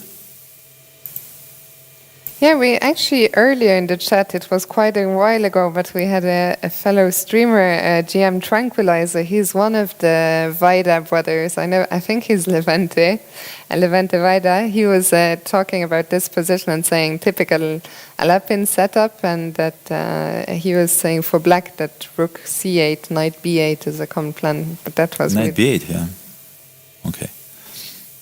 which is interesting to know. I mean, it might still be in the future a plan. But let's see now. So Rook A2, Bishop A2 looks like the natural move we've been wanting for to me play. Just By the way, I just want to give a shout out to the local organizers now that we see the players on the camera, because I believe that the vest that Alina is wearing was a gift to all players at the opening. I didn't see her today, to be honest. It is, yes. Exactly, yeah. So the local organizers have been Alexander really... Kosniuk did the same. I don't know if other players was wearing this. We're wearing it, but it's nice to see the players wear it, especially since the temperature outside has changed quite drastically. A few days ago it was summer here in Astana, now it's winter. It is beautiful, eh? Yeah.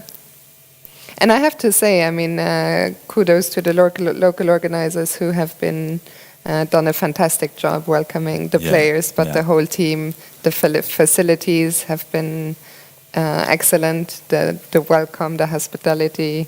Absolutely. Been, really I attended all the Grand Prix tournament of the last series, all of them, and they were also great organized, and the conditions were exceptional everywhere. But still, this one seems to be one of the best. Quite outstanding. Yeah. So, and Bishop A2 has just been Bishop played. A2 is played, Okay, let's switch to... well, my prediction is Black will need all her skills to keep this condition under control. Yeah. Right.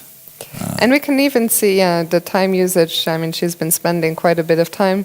Maybe, it was also not her... I don't know if she is even a Sicilian player, because maybe suddenly she finds herself in these kind of positions that she might not be so experienced in. Right, maybe you're right. Maybe she's not. Sicilian, okay, she plays Sicilian from time to time. I'm not sure that she plays d5 against an Alpin. And but on the other hand, she should be getting this kind of position in Nimza structure, because she's a Nimza player, and it's sometimes. But okay.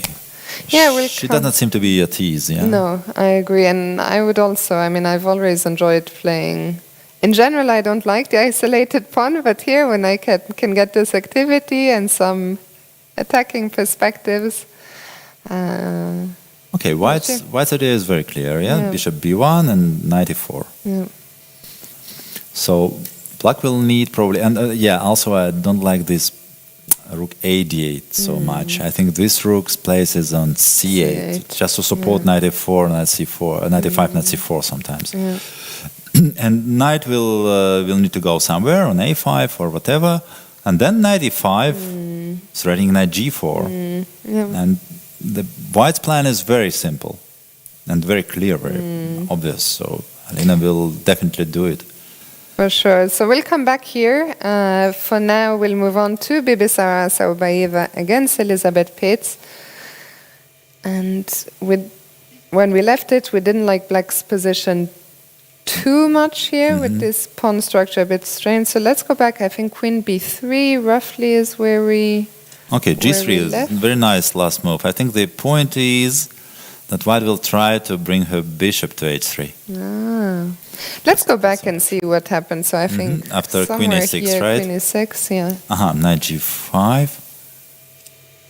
I was mentioning that I would like to see a knight on F4, but she brought another knight. Maybe she's right. I don't know. Still, I think that this knight should be brought on F4 rather than knight F3, because. The knight. But okay, at some point it can go to A4 now. No, maybe. Maybe Sarah is. It's interesting maneuvering of the pieces.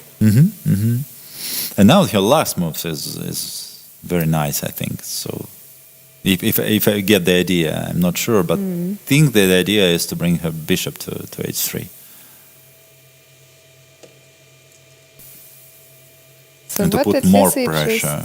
Lizzie just made a move, rook Fe8. No, just slowly improving her pieces. Nothing, but actually, black has no active plan here, I think.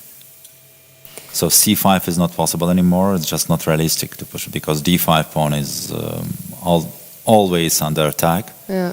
So black should forget about c5. That means that she should forget about any counterplay. Because there is no other counterplay, and white can improve her pieces as long as she wants. Yeah, I think it's not a fun position today for No. Elizabeth, who is also a very active player in general, you know, looking for active chances, tactical chances, and here, yeah, not a fun position. We'll see if Bibisara brings the bishop back. For now, let's go to Tan Zhongyi against Dinara Wagner. Yeah, as predicted. Okay, F3 pawn was already has on arrived. f3, and she is happy to exchange queens. Yeah. And what do you think? Should black allow the queen trade or avoid it? I would try to avoid, but I'm not sure that will be easy because again, giving away c5 would bring some other problems. But for example, queen d7, maybe queen c5 will buy bishop a3 and queen f8 somewhere, you know. So it's not easy. So I think she's more or less forced to exchange queens. By taking herself. Taking herself or allowing white to take, which is the same, more or less. So here, yeah, long maneuvering game ahead of us. I don't think we'll miss much. Dinara, it's been a regular occurrence in this tournament that she gets very low on time, but in this kind of, I mean, yesterday she demonstrated it was not a problem against Bibisara. She defended that very resourcefully. So we'll come back to this game and all the other ones after a short break. So don't go anywhere, and we'll see you in 10 minutes. Stay tuned.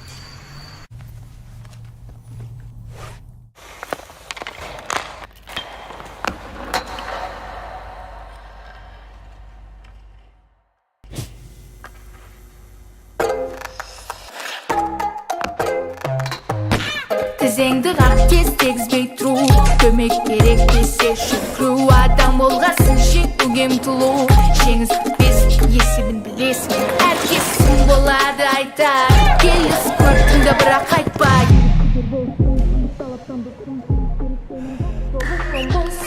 Gözüne şokuk Regin oyav senden mung bolsun Doğırdın kare Sünükü senin mung bolsun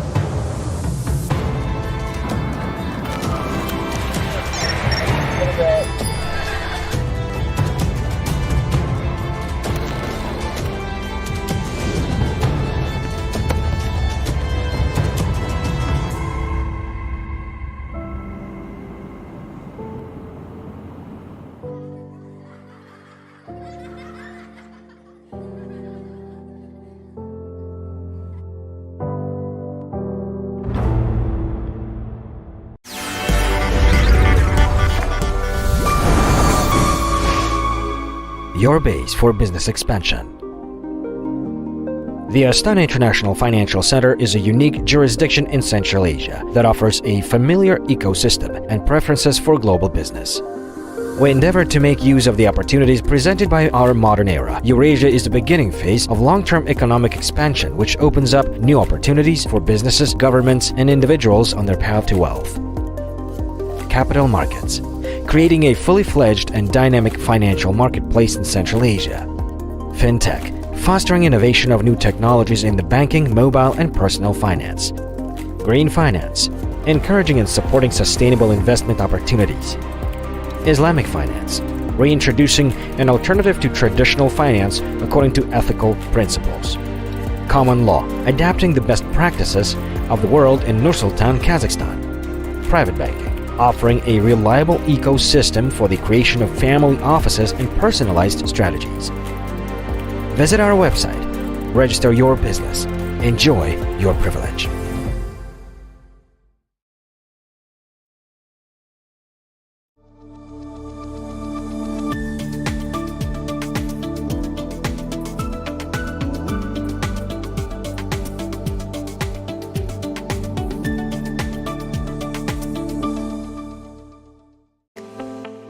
Біз қор нарығынан бастап қазір әлемдік деңгейдегі инвестициялық компанияға айналдық. Бірақ бұл бізге жеткіліксіз. Бүгін біз онлайн автосақтандыруда көшбасшымыз. Және өмірді сақтандырудың жаңа стандарттарын қойдық. Біз алғашқы болып ТМД-да цифрлық ипотеканы іске қостық. Және смартфонды бөліп төлеу арқылы сатып алудың ең жылдам тәсілін енгіздік. Біз бизнеске арналған онлайн төлемдерді ұсынамыз. Енді жаңарудың уақыты келді. Біз әлі де бұрынғыдай сенімдеміз. Бірақ әлде қайда икемдіміз. Серпінді және инновациялы. Бір бренд, мыңдаған мүмкіндіктер. FIDE-ның ортақ экожүйесіне қош келдіңіздер.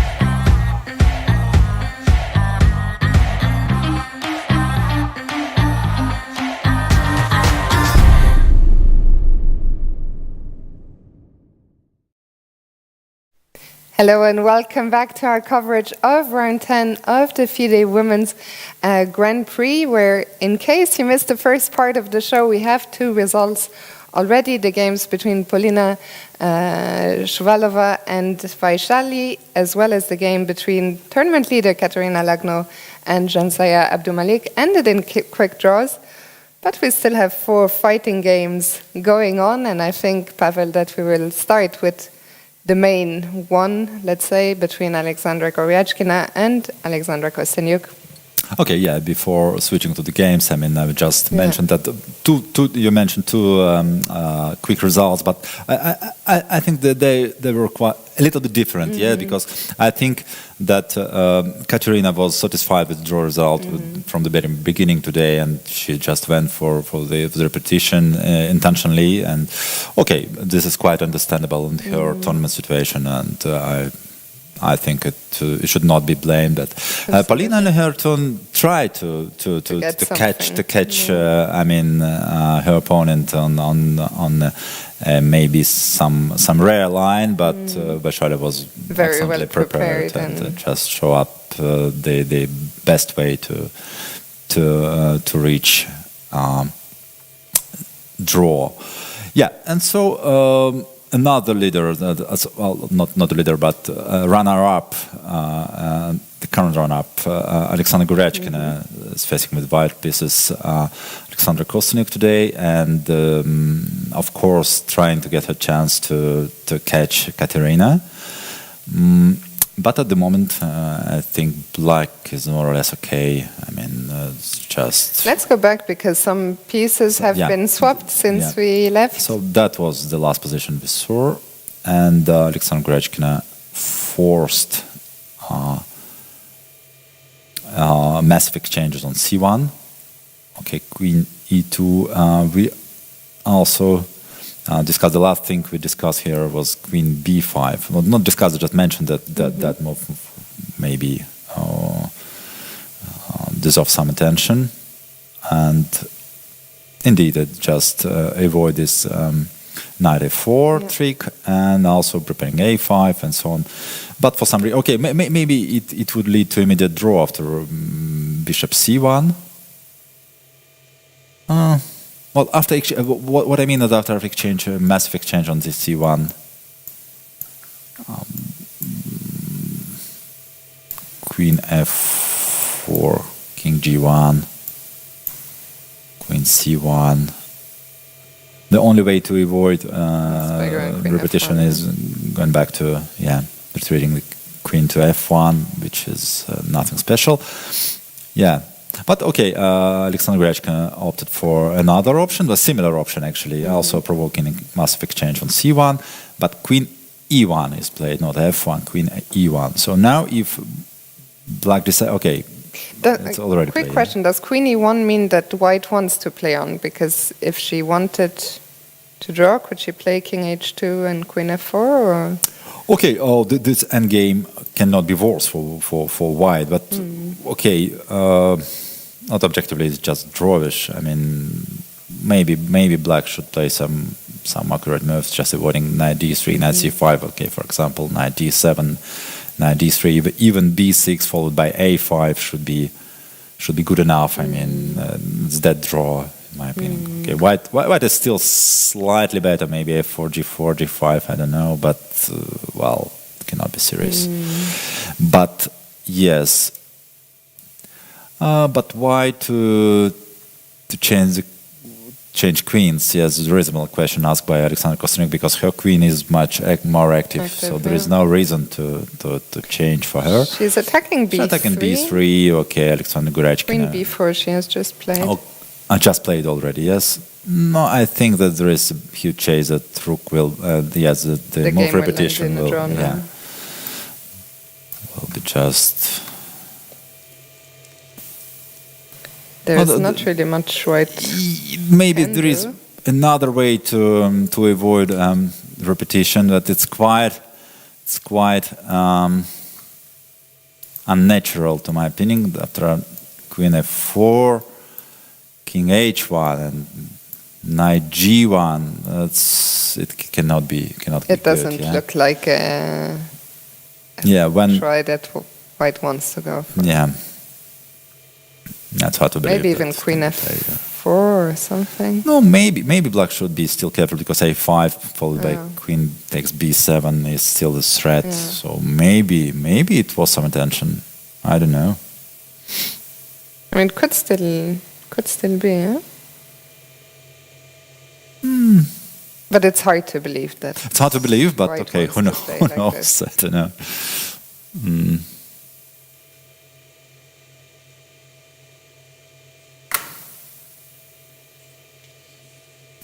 It's then hard to believe that after knight c4, for example, black can be worse. Not, for example, this line. That c3, c2 is coming, so that should not be that bad. Okay, for example, king h2, then check. Trying to free the king, the knight. Yeah. And, What is this? no, of You've course, black. created a mess, yeah? Yeah, of course, black is not obliged to give up the knight immediately. So, no, okay, but still some fight. But now Alexander Gorechkin is thinking, yeah?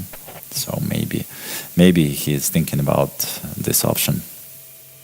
What do you think? This is the only way to proceed, yeah, if he doesn't want. But I guess we both think it's more likely that we're headed Yeah, towards a draw. yeah, it should be. What? Okay, I found another option. King h3. If queen f5, then king g3, and there is no more checks. Okay. That looks a bit artificial. Like a g5, for example. Yeah, what is g5? Now threatening queen f4, so maybe take, and now king goes back. No, it can be considered still, as some achievement for white. Oh, but maybe something else. There are still ways for white to play yeah, if she absolutely. wants If to. she wants to, because the knight is very ugly. Knight is too ugly, so that's what I'm saying since the beginning. Actually, that knight is very bad, and maybe white can try to do something. This Okay, we'll keep an eye on this Yeah. one. For now, we will move on to Alina Kashlinskaya and Zhu Zhenar, where we really like this position Oh. Alina has. This is Oof, let's, Alina's style. yeah, This is let's go Alina's back style, yes. a few moves. We left the position after Bishop a2. Bishop a2. We mentioned that the tough defense is ahead, yeah, for black. Rook e8. Oops, and immediately. Bishop h6 immediately. Even before the bishop even came to but b1. then I have a question. What was wrong on playing bishop h6 instead bishop a2? After rook d8. Yeah, after rook d8 immediately.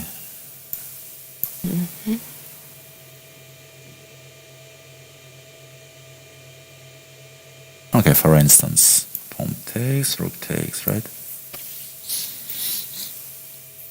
And now in the game, black went queen f. Queen f4, yeah, last move. Because the capture is very dangerous, yeah? But still we should calculate. Okay, the difference is that in this position, if the queen takes h4, black would have knight h7. And if bishop g3, rook f7. With rook on e8, bishop b1 is just kidding, yeah? That's nice, actually. Yeah, this is a difference. Very nice. Oops. Yeah, we can Yeah. maybe. So yes, in this position, if black takes, check. So what about king f8? Okay, after king h6, king h8, check. But check anyway, yeah, I understand. And so, yeah, there is no king h7 anymore. Knight h7, sorry. Knight h7 because of bishop b1. And now I cannot defend, huh? Yeah. And mate is unavoidable.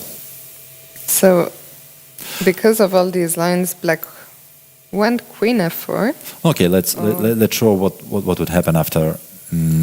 Sorry. After Yeah. when the king was on. King f8. If king f8, then the same take. If king f7, knight g5 check. Let's go back. After any move knight g5 is just Killing. it's just killing. Yeah. Oh, okay. After king f8, it's for sure because F7 once again, cannot be yeah, covered. and knight e6, whatever. And after king h8, is it the same? So we threaten knight like- f7. And then rook d3. is And coming. all the it's so nice to see all the pieces taking part in the attack. And Yeah. No, Alina is very good attacking player. Yeah. He would never miss such an opportunity. What about The queen game f6 moves, or queen f4? So what is Alina's plan here? But many tempting options, but I'm pretty sure that white is okay here, but she needs to choose the right option. So, for example, knight c6, rook takes c6, bishop takes c6, queen g6. What is this? Maybe not such a big deal, yeah?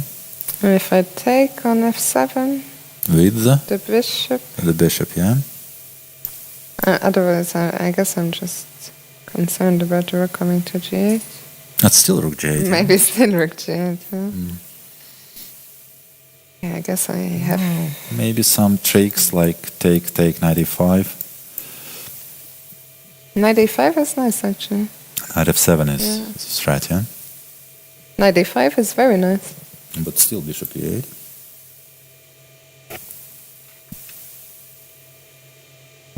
Things are not clear, yeah? But okay, at least now the bishop is not looking at g2. Yeah? And because here I have just 3 extra pawns, no? I'm a piece yeah. down. Piece down, yeah? Not exactly. Not exactly I have 3 pawns. Okay. That just illustrates Yes. the kind of things that each player should calculate right now. So how did we get here? We got here through rook c6. What other options are there for Alina? Is rook under So what's attack? the material right now? We're down a piece Yeah, for for two pawns. For 2 pawns. Should rook be moved or not necessarily? This is a question. For example, g2. What about knight e2, for example? Knight e2. Queen g4, h3, right? And the queen's already. Queen h5, right? Is the only move. Yeah.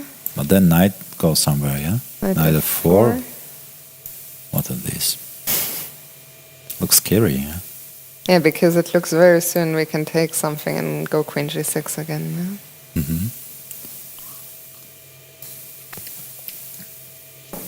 So what to do? A great question.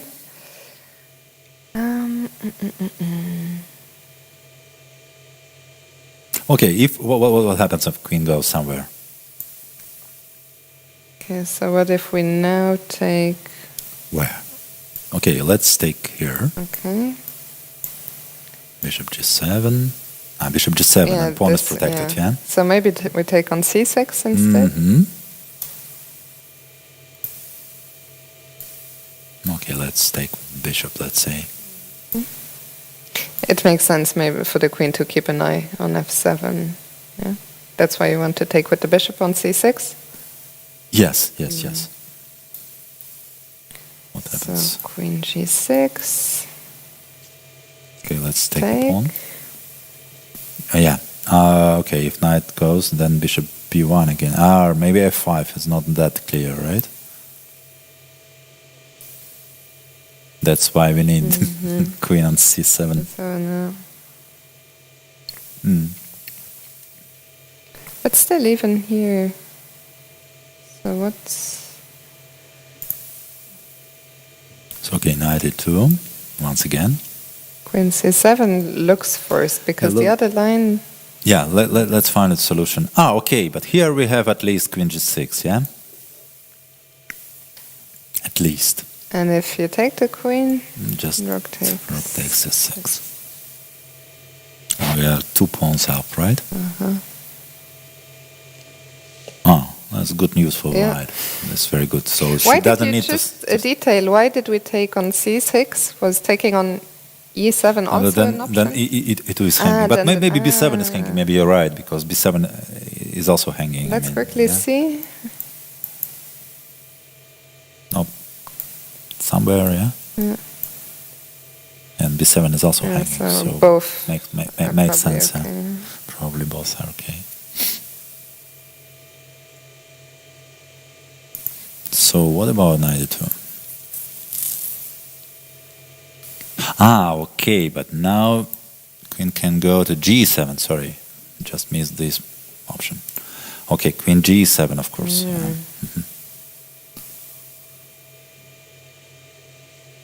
Yeah, so let's come back to, we have to go h3 after queen g4. No, probably not.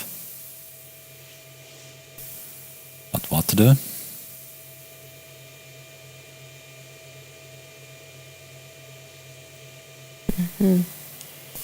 The problem is that we don't have this trick, yeah? The queen on g4 is covering. Knight a e5, lot of queen space. g2 mate, maybe bishop f7, but okay, this is not clear.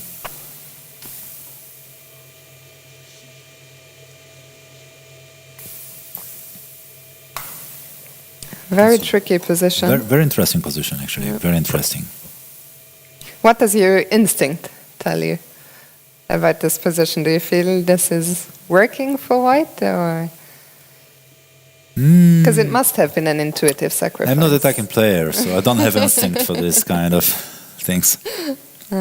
Because I think there's no way that Alina could calculate everything. when Everything, she yeah, it's hard to went for imagine. this. Yeah, it's hard to imagine. Maybe it's easy to miscalculate Yes. something. This is also okay. Maybe then not knight e2. Maybe g3 is more correct. My point is that at queen g4, now maybe it's gonna work. This stuff, knight e5. Is it working? That's because there is no mate on g2. And if bishop d5? Yeah, that queen is under. The queen is attack, under. yeah. Okay, what am I saying? And What am I queen saying? c8 is not possible because queen g6 G6 with and mate. will come. Yeah, so Okay, this seems to this work. is very painful, Yeah. probably. Yeah, because okay, if I'm allowed to just to take Yeah. on c8, c6, I mean, that Yeah. would be just crushing. Black would be still exchange up, but for 2 pawns, and king is very quick, very weak, and that should be over. Knight e5 this is a maybe- very nice resource. Yes, maybe this is important line actually. It's an important line. So g3.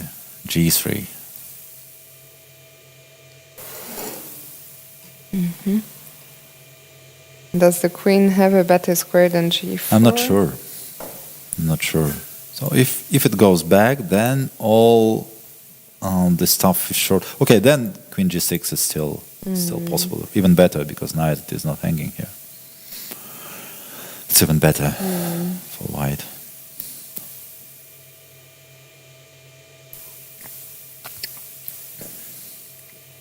It Okay, feels good. like it should work somehow. You're attacking for- player. You should know better. I mean, I would feel very optimistic, let's say, if With I was, white, yeah? if I was Alina. But okay, it's easy sitting here and saying it looks nice. When you're sitting at the board, you have to calculate all the variations and.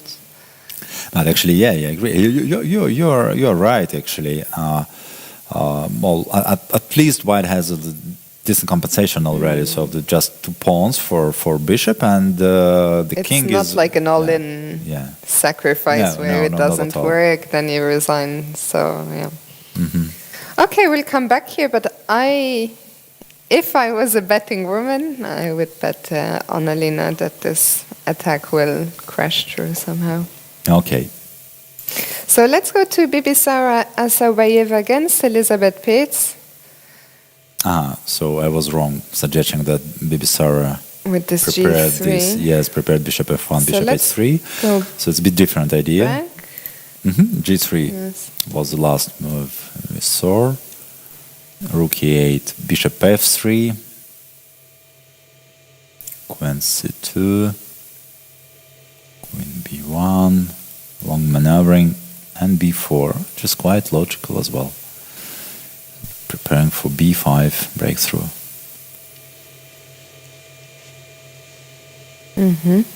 Still okay.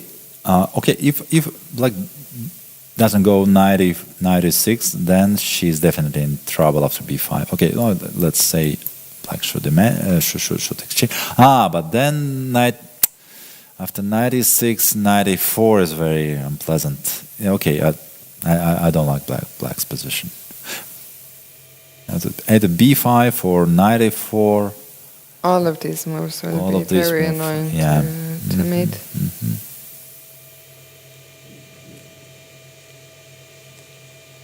Does black have to take on b4? I guess so. Okay, b takes a5 is a threat, so what to do then? Let's wait. Elizabeth, she has already captured actually. So this is the position already, yeah? Yeah, but maybe we're not. I mean, I think on the camera, unless I'm blind, at least for sure, it's Bibi Sarah's move. Maybe Bibi Sarah thinking about taking with queen. Yeah.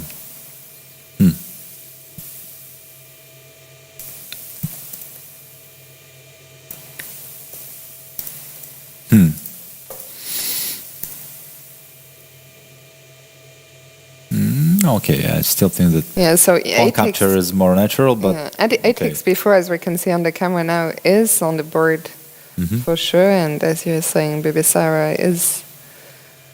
What to you, recapturing it to pawn seems more natural? Yeah, at first sight, at least. No, because then this pawn would be after queen takes. Actually, if queens are gone, then 1 second. We're just because we need to update our board, so we're just waiting for some help just to update the games. And while we do that, we are looking just at the player where Bibi Sarah is still making up her mind what she wants to go for. Queen takes b4 or pawn takes, and we still somehow do not see black's last move. So, okay, maybe we can also only on one board, or well, we'll see. We'll probably, or maybe we can bring back the board view and go to the next game to see if we have moves. If we have moves there. So let's go to Tan Zhongyi. Tan Zhongyi and Dinara Wagner. This one has progressed a lot since we left it. So let's first of all go back and see how did we get here. I see from your face you look a little bit concerned. I think about black's position. Yeah, that's true. Okay, here the main task for white to open some space for the king. The king is supposed to come through, and that's why b4 b5 was played, and which is good, I think, for white. And now, yes, with black I would try to avoid any pawns exchange somehow to keep the change close, but it's not easy to do. Yeah. So now h4 takes e4, bishop b4. No, okay. I think getting squeezed. I think the position is just unfortunate for Dinara, who did extremely well in this tournament. Maybe this pub game. We can also see that the clock times are not quite accurate here, because we see on the camera Dinara is actually under 10 minutes already. Only 7 moves to go for her until the time control, but the clock is not her main concern here. Yeah, that's true. What do you think is the most stubborn? I would not be surprised if this position is considered already technically won by White. But who knows? Maybe it's still holdable, but optically at least it looks very bad already. Okay, let's go back to the clash between the two Alexandras, where we weren't sure if we were going to see a perpetual. And after Queen C1, King H2, it's actually Alexandra Kostenюk is thinking. Right. No. Okay, I still think that Black should not be in big danger. This is still my understanding of this position, even if I perfectly understand that Black's knight is absolutely misplayed, but still somehow Black should have time to bring it back. But it's from the practical point of view, maybe it's not that simple. We are not sure that this is the current position, right? Maybe we still have some. On the camera, I think it looks like it is. Yeah, I don't know if we can zoom in a little bit, but I think so, because we don't see any black queen. Then now you see it. Yeah, I think the position here is correct. So Black's choice is to try to play Queen F4 and and see if White wants to. And then she's supposed to have some idea on how to react on King H3 or. The main concern is King H3, of course, because if White goes to H1, then she can still go to Queen C1 and see what if Knight G1 happens, then she can still go back to C7, because after King H3, then the Queen cannot get back in time. No. Then she will be forced to sacrifice something. And just while we have the bigger view on camera, we can see that the position is correct. Just the clock times. Alexandra has only 45 minutes, not an hour on the clock, but still plenty of time, of course. Right. No, okay, maybe she's about to calculate this position. Maybe, for example, G5 takes after A5, maybe even G5 is an option. So it's hard to believe that Black is in serious trouble here. Okay, but maybe not A5. Sorry, maybe the point is that in this position White has Queen E7. Queen E7, yeah. This is a different story. And if we go Queen F7? Maybe Queen F7 or Queen F5, even Queen F5. Yeah.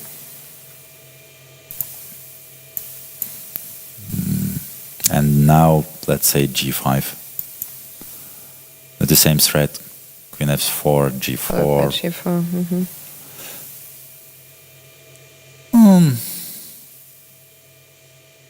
It depends. So if Alexandra Kostenюk managed to calculate quietly, okay, she goes to. There's no need. Otherwise, the passive defense with Queen C7 would be still possible, but there is no need for that. She calculated. And now the big question. No, okay, Alexandra Goryachkin goes back. So a lot of the calculation was probably for nothing, because now we might see it. Well, we might see a draw. We might also, Alexandra Goryachkin the second time, see her go to H3, but I think it's probably quite likely that we'll see a draw here. No, okay, if both of them calculated this time. Okay, because King H3 is a little bit double-edged, maybe. Yeah, double-edged, Taking some risk.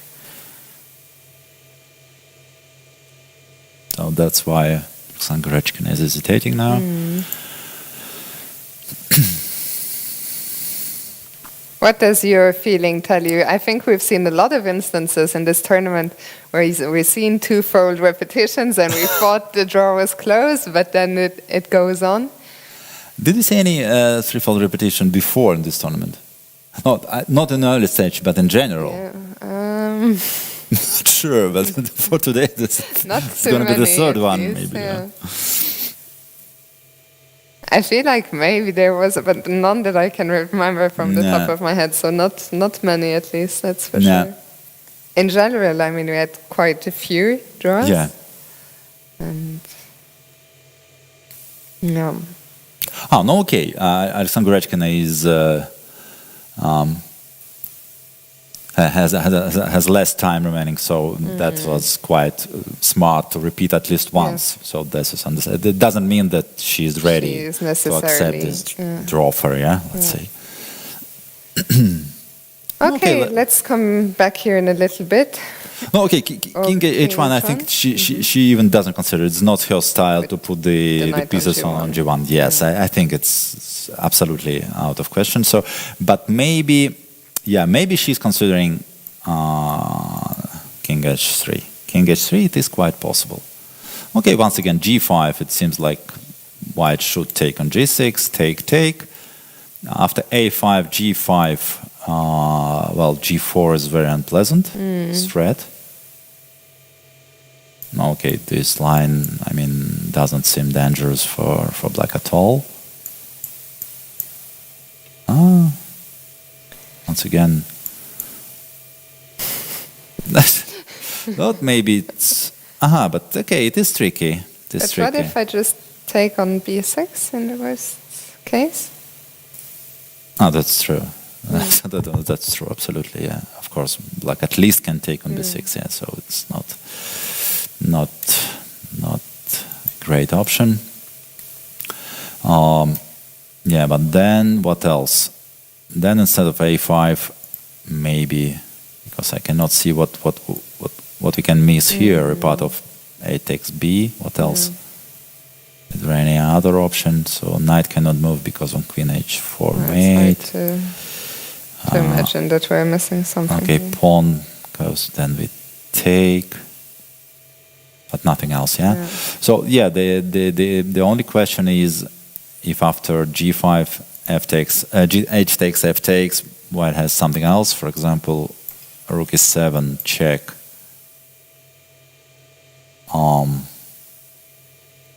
Maybe now King H2, and if check, then King H1.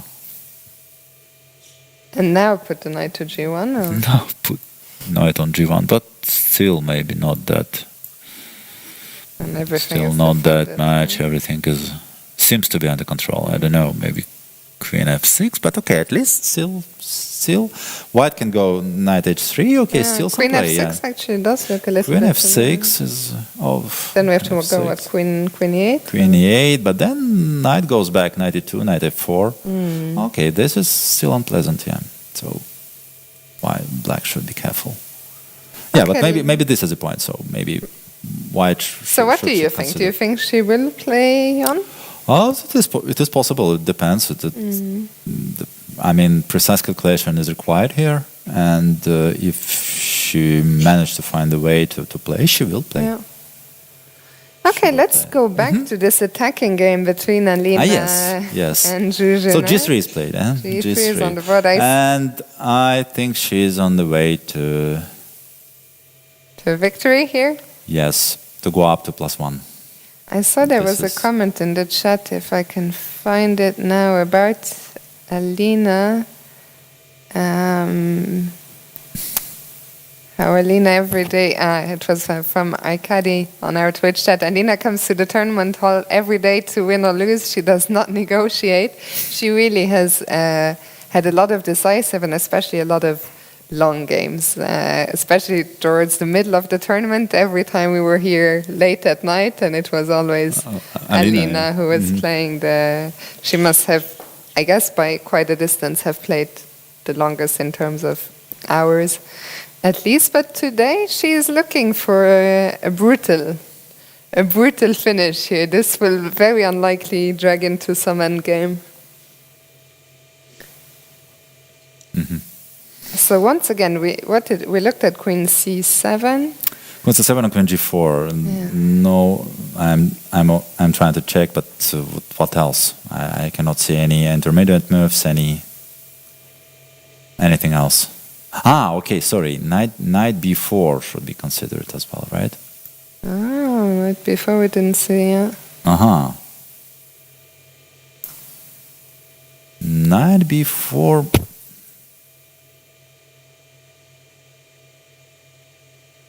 And knight B4 is... Oh, Fiona, but I have a question. Yes? Sorry, what was wrong? It's Queen G6 here.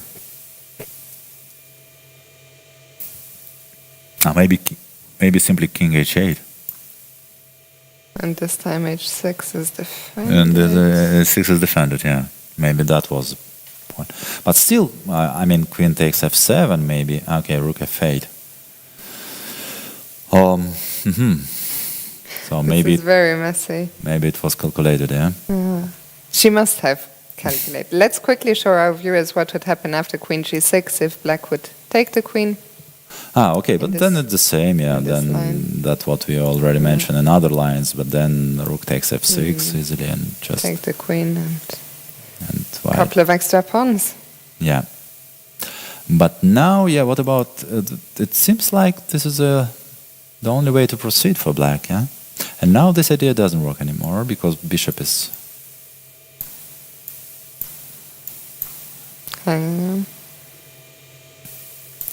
Bishop is hanging and White is piece down, so it doesn't work anymore. So Knight B4. But now we need something What is good. Alina's idea here?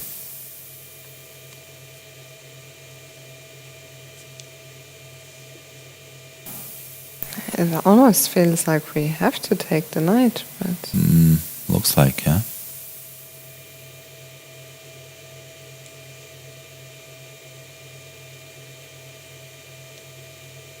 okay, let's have a look. So if we take on b4,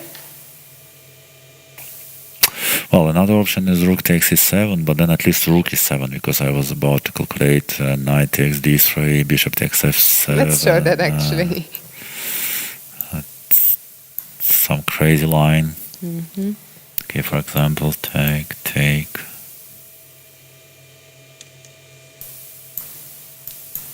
What is this?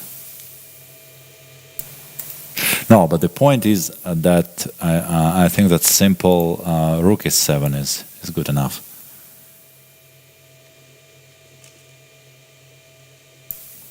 And King goes somewhere. Because everything is under control, yeah? Looks like. Okay, yes. So Knight B4. Is not played yet, no? No, Yeah. she's still thinking. Actually, here I'm curious if we can zoom in on the clock times, because earlier sometimes they were off by, up to 15 minutes, and here it would make a big difference if Drew has 37 or let's say 22 minutes, so we should try to find out. But yeah, Knight B4.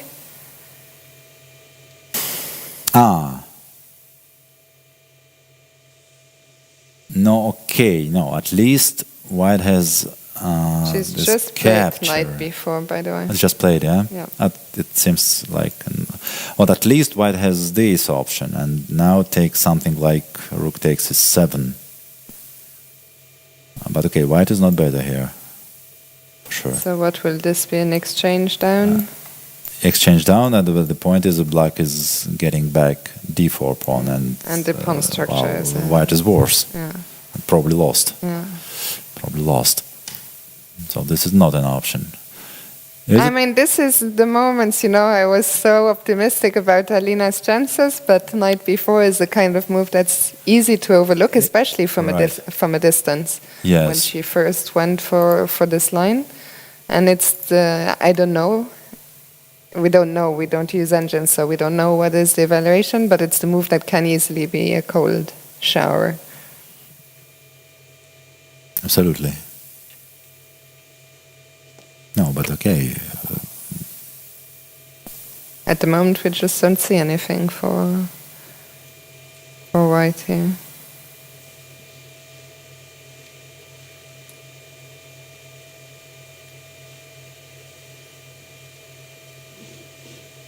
Okay, let's check Rook F6. Yeah. Rook F6.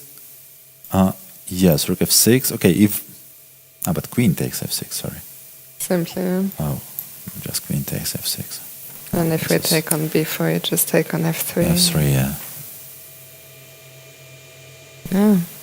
No. this is not the way to proceed. If I had to guess, I think that knight b4 was overlooked at the start You think so, yeah? of going into. No, okay. Of the start is a different story, but G3 would not be played. I mean, it was overlooked right now, I think. That's because he had a choice. I mean, That's true. G3 was not forced.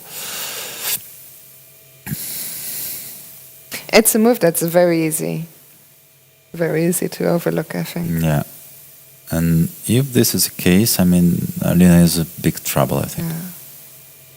It's big, big trouble.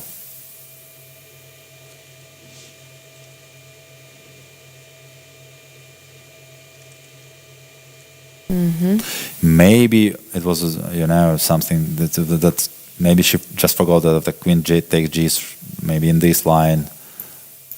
That she just forgot that bishop was hanging. Yeah. Something like this. I see in the chat someone is saying big change in the Zhu game. So we don't use engines, our viewers do, but they see the position from 15 minutes ago compared to us. But I would assume that means that the tide has turned from Alina's favor to Zhu's favor, and that our feeling is probably correct that Alina is. Yeah, pity for him, because I think, but maybe it was not that simple that this position should be okay. At least okay, maybe it should be played. Maybe it's not winning yet. Maybe there is no forced way to win, but at least it should be playable. Even if she goes back somewhere, whatever, the position is not worse for white. I mean, okay, let's switch to. Let's see if we have an update here in Bibisara. Okay, the position has now bishop updated. is just awful, so now Bibisara will bring her knight to d3, trying to avoid bringing permitting black's knight to get to c4. This is her only concern now. Black should be in time just to have some chances, even if knight is getting to c4. I mean, bishop can just white can just trade her bishop for this knight and will be still better. But this is the only chance. Otherwise, I mean, black is just bad, very bad. Yeah, I mean, this is the kind of position that's really for black just torture. Does she just have to sit, or can she do? Is there any active plan for black?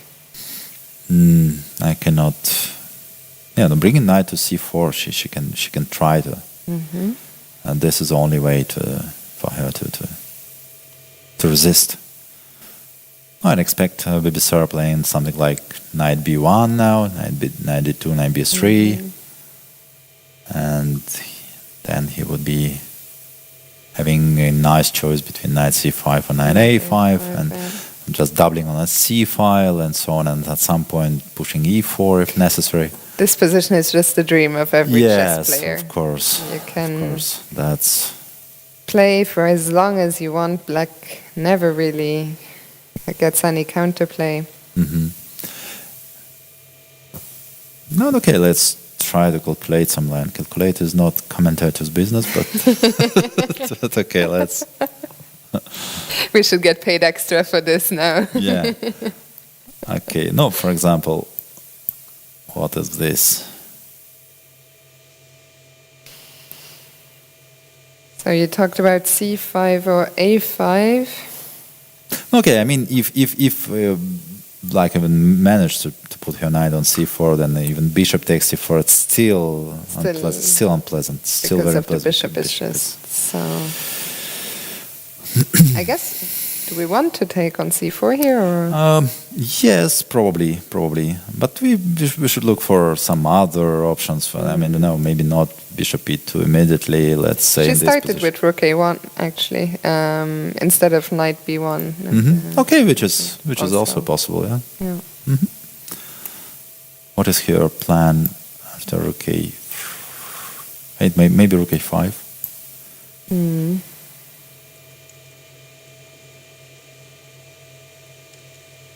And here, what happens if black takes?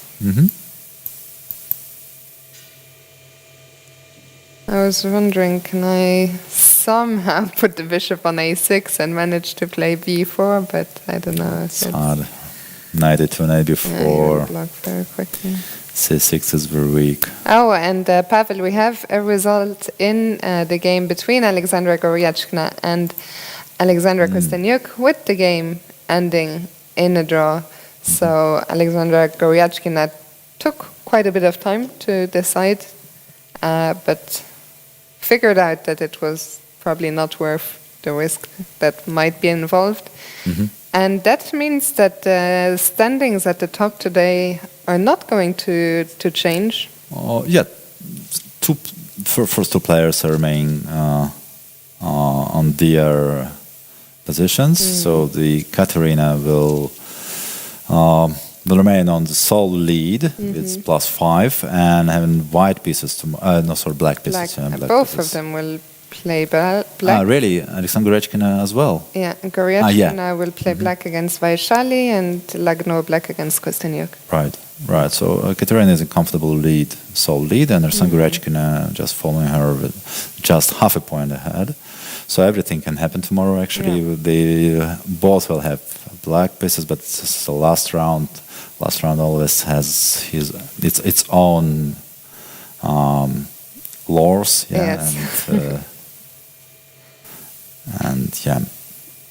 Yeah, I think Katerina Lagno, of course, has to be a big favorite. Let's remind everyone that you don't need to worry about what is the first tiebreak, or at least not so much, because the tour points, not the tour points, the Grand Prix points, as well as the prize money are all shared. So we will find out tomorrow. First reminder, actually, that tomorrow's round will start 2 hours earlier than usual.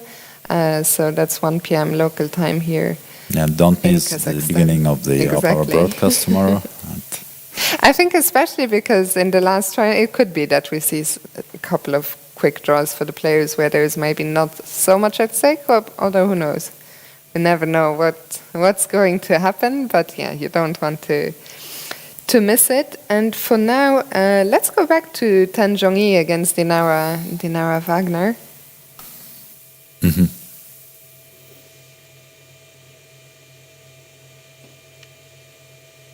Dinara is trying to create sort of fortress, yeah? Okay, but in this position, for example, when bishop takes c6, looks very scary for black, because knight is trapped. Knight is trapped, and I cannot believe in fortress here, so white king will somehow penetrate. But maybe by a5, okay, for example, take. If c takes, then maybe a5 and The king will... comes by But okay, b5. black king can also approach the bishop somehow. How With exactly? I don't know. f6 maybe? F6, yeah, king f7 and so on. So it is not over yet, but even this position, I mean, looks horrible. Just horrible. For example, okay, maybe not a5 then. Maybe king e3, king f4. Or for example, So what to do? f6? F6. Maybe not that easy, and black just waits, yeah? Okay, for example, f4, f5 then, yeah? F4, f5. So what happened? Yeah, it just jumped for a second. No. It's not okay. She just went king c3, so she's not in hurry to take, yeah? And she's not in hurry to take on d5 either. For me, these positions are difficult because it feels like white should be very close, but then still you need to find the way through. Yeah, right. And this is not as easy as it seems to be. Yeah.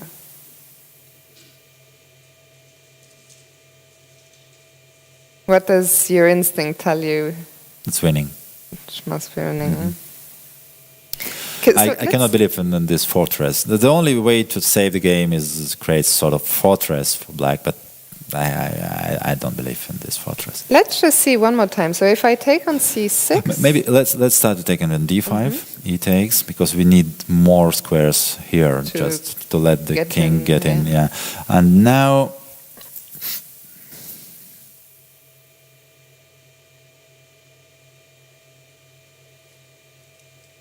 Ah, she's not interested in taking on c6. Tan has just... The bishop d3, yes, bishop d3. Bishop d3 is good move, okay. Bishop d3. Now ed takes d5 as a threat, so king should go somewhere. F6. Knight f6, okay, king f6. And now... By the way, only 2 minutes, I just realized. Ah, but we're on move 39, so Yeah, so... it's no big deal. Yeah. And now what? Do we ever want to play e5 or not really? Sometimes, yes, maybe if it's... Okay, for example, let's try f5, e5, f4.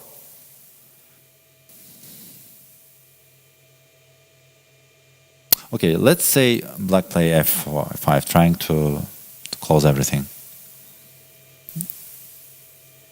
Can we break through here?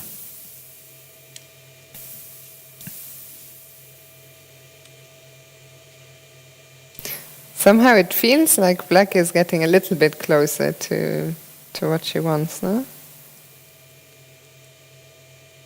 No, okay, even e takes, but I think about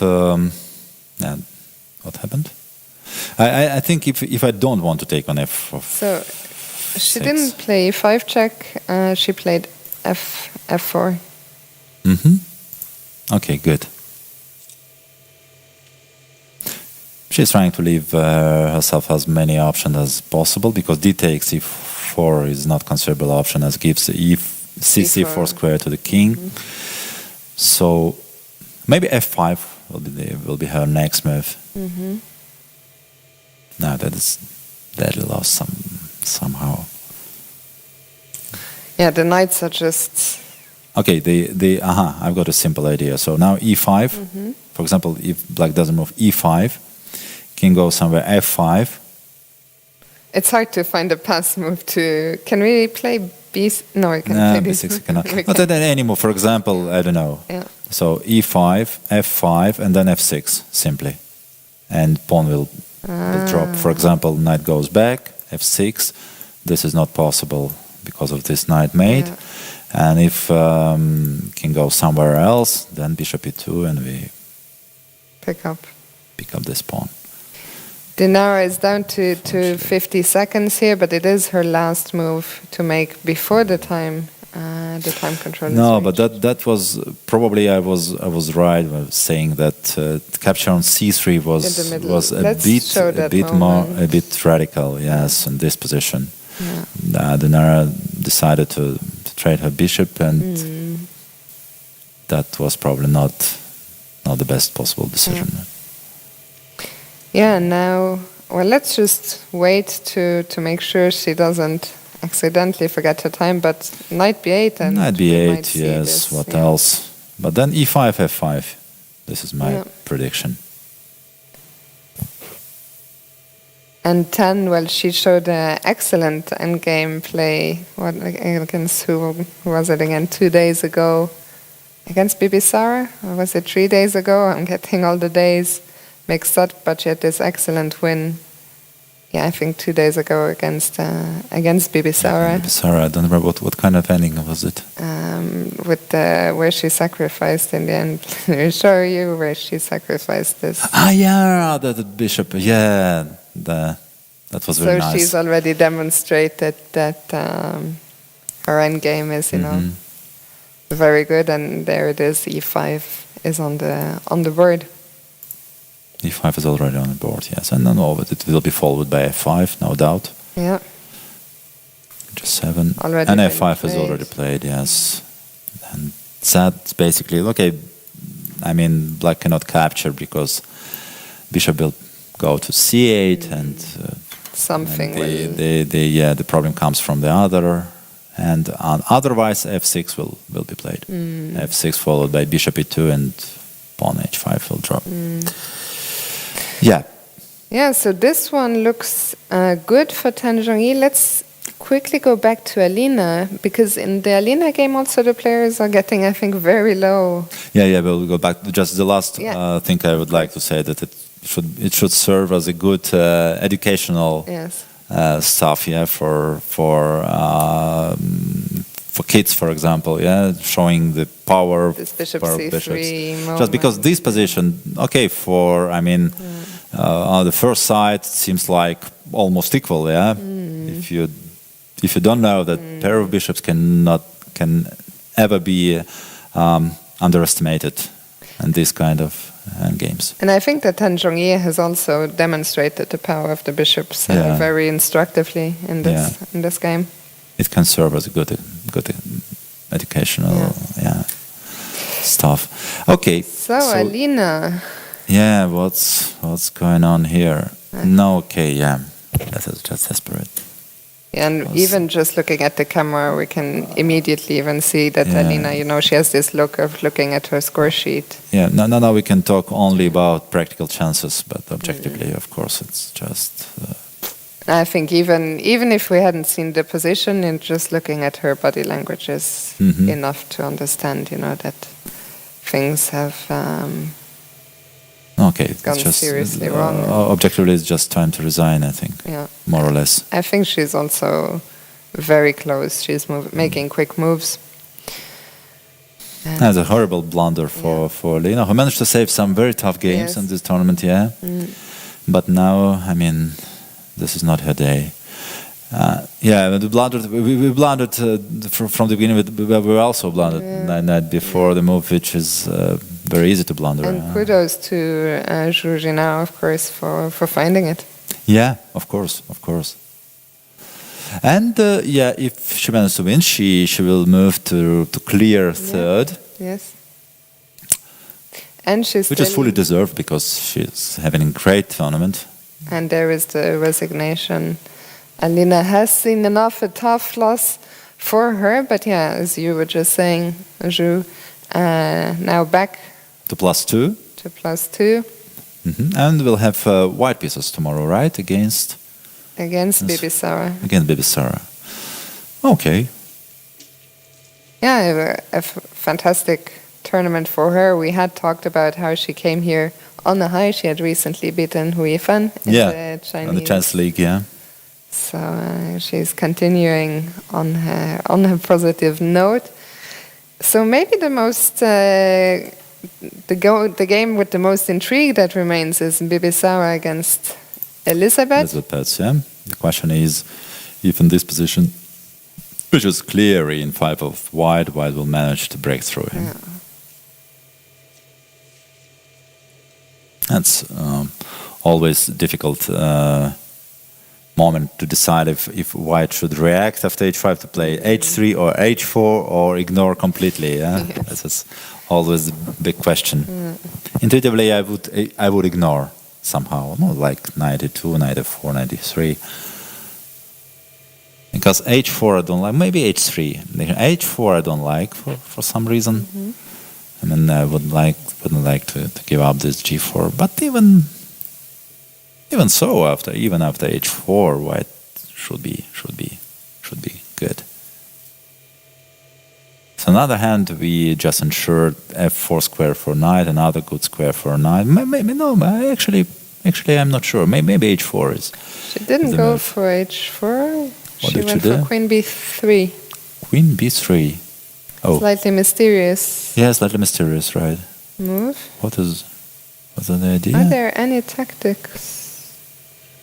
It's hard to see any tactics. What is the point? Does she want e4? No, e4 doesn't make any sense. What am I saying?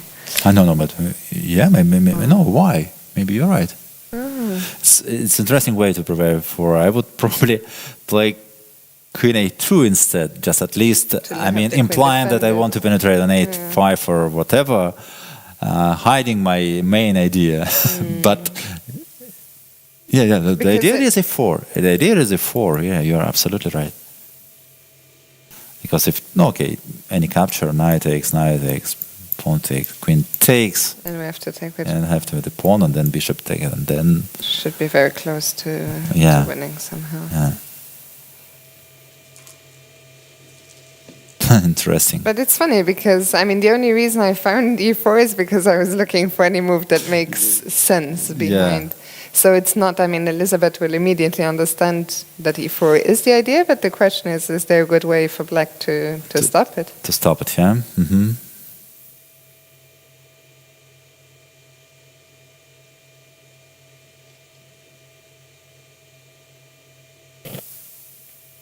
Mm-hmm.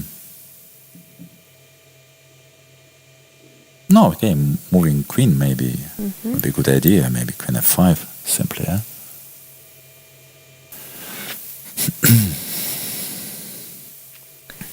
And now...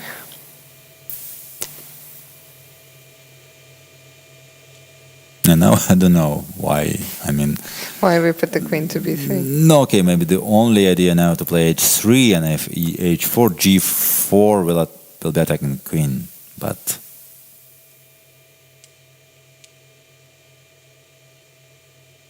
What about knight takes? So once again, it's hard to believe when we have pieces This like bishop this. here, Normally, this should not work. So when you try to sacrifice something, all your other pieces should be ready to join this attack. No, I cannot believe. But Hard to believe that this should work.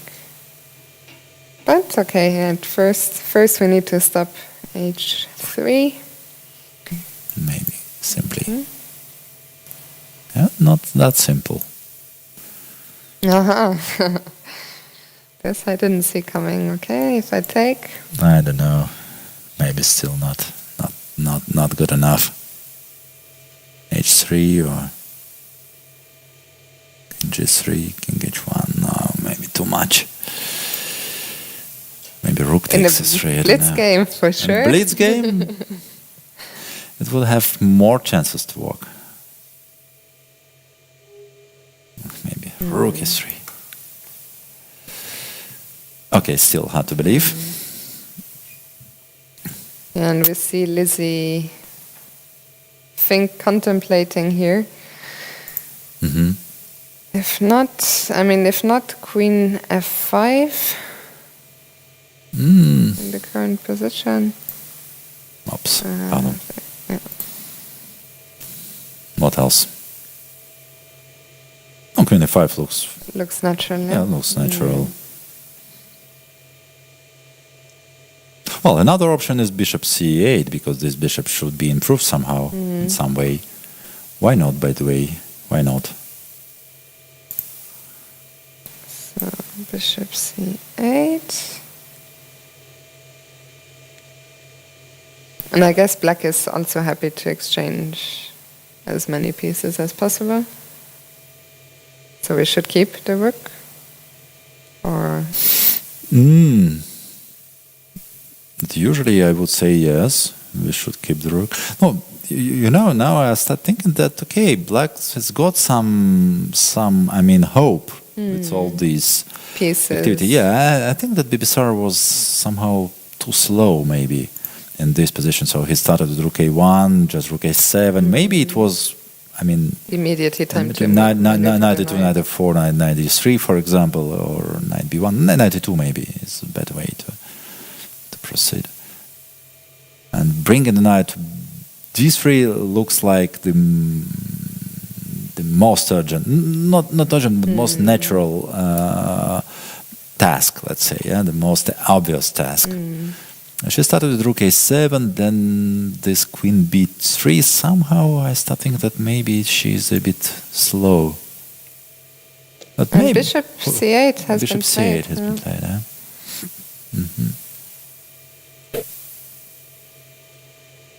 Okay, now bishop will go to d7, which is a better place, and maybe at some point it will be able to join the attack.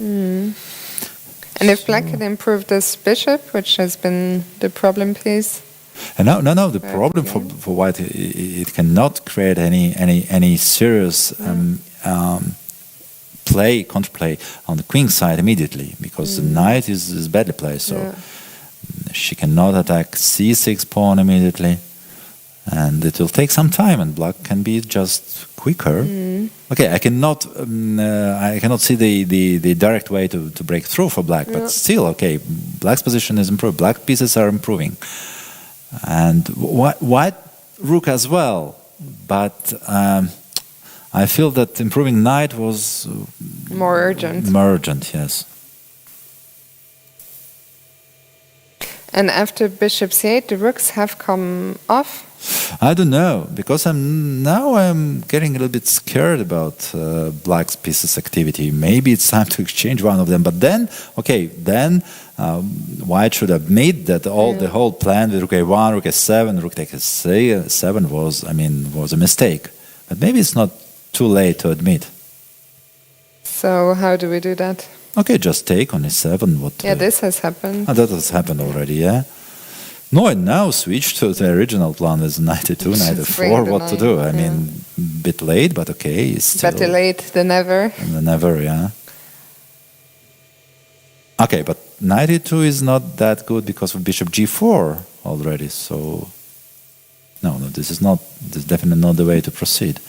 So maybe knight, but okay, position change actually. Somehow I believe that white misplayed this favorable situation for them.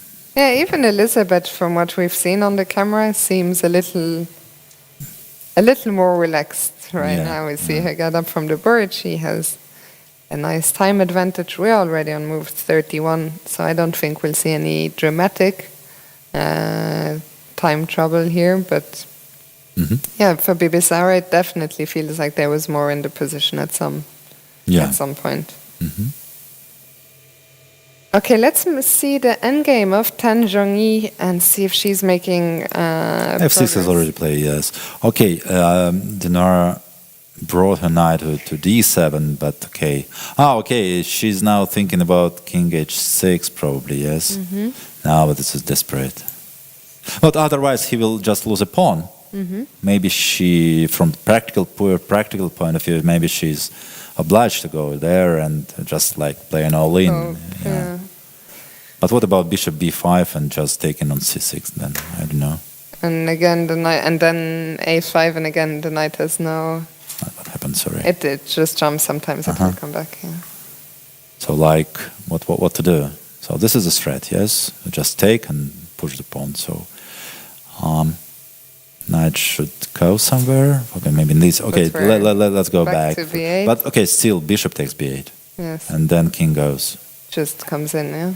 No, that is just hopeless. Let's just show that line maybe, just for our viewers. So after bishop b5, knight b8. Or maybe another knight, but still, I mean. Okay, knight takes anyway. Take and king. It's king. b6 would not help. Because bishop not a lot. Okay, maybe some tricks, but still, even I blunder, it doesn't help. I mean, still winning. Just no way to escape. The knights are so poor. This one looks never very underestimate pair of bishops. Even if position seems closed and I mean no space for bishop.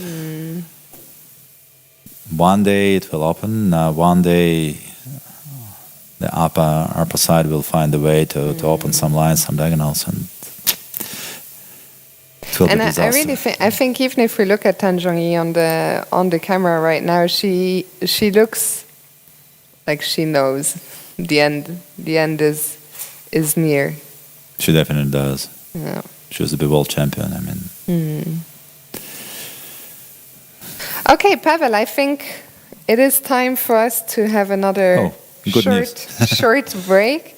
Only 2 games remain, and I think actually very soon, probably only one game will remain. So stay tuned. We will be back in 10 minutes with the last 2 games from today's 10th round. Stay with us.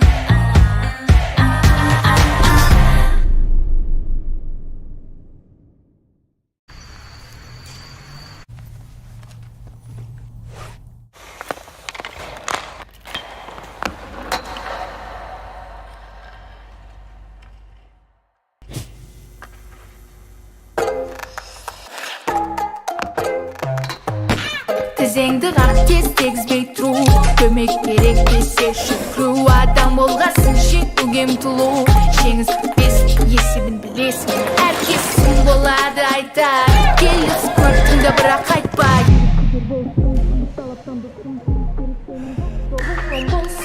көзіңе шыққу күрегің ояу сенің мұң болсын тұғырдың бәрі сенікі сенің мұң болсын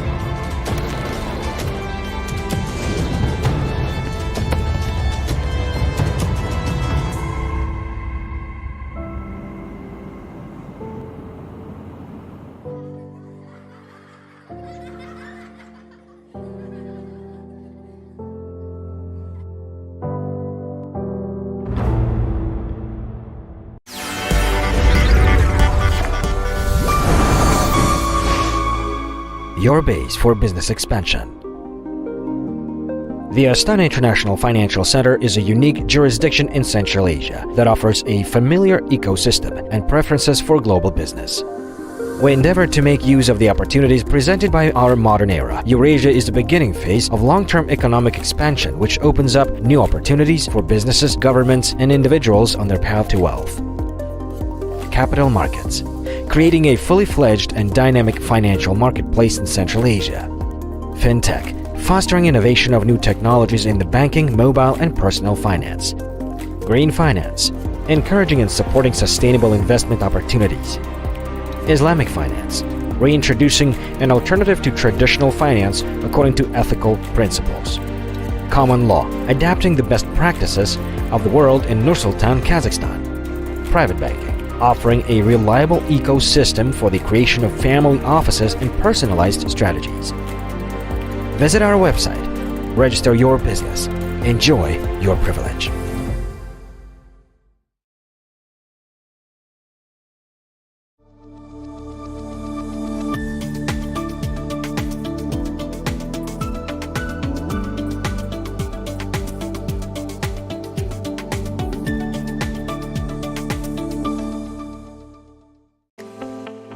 Біз қор нарығынан бастап қазір әлемдік деңгейдегі инвестициялық компанияға айналдық. Бірақ бұл бізге жеткіліксіз.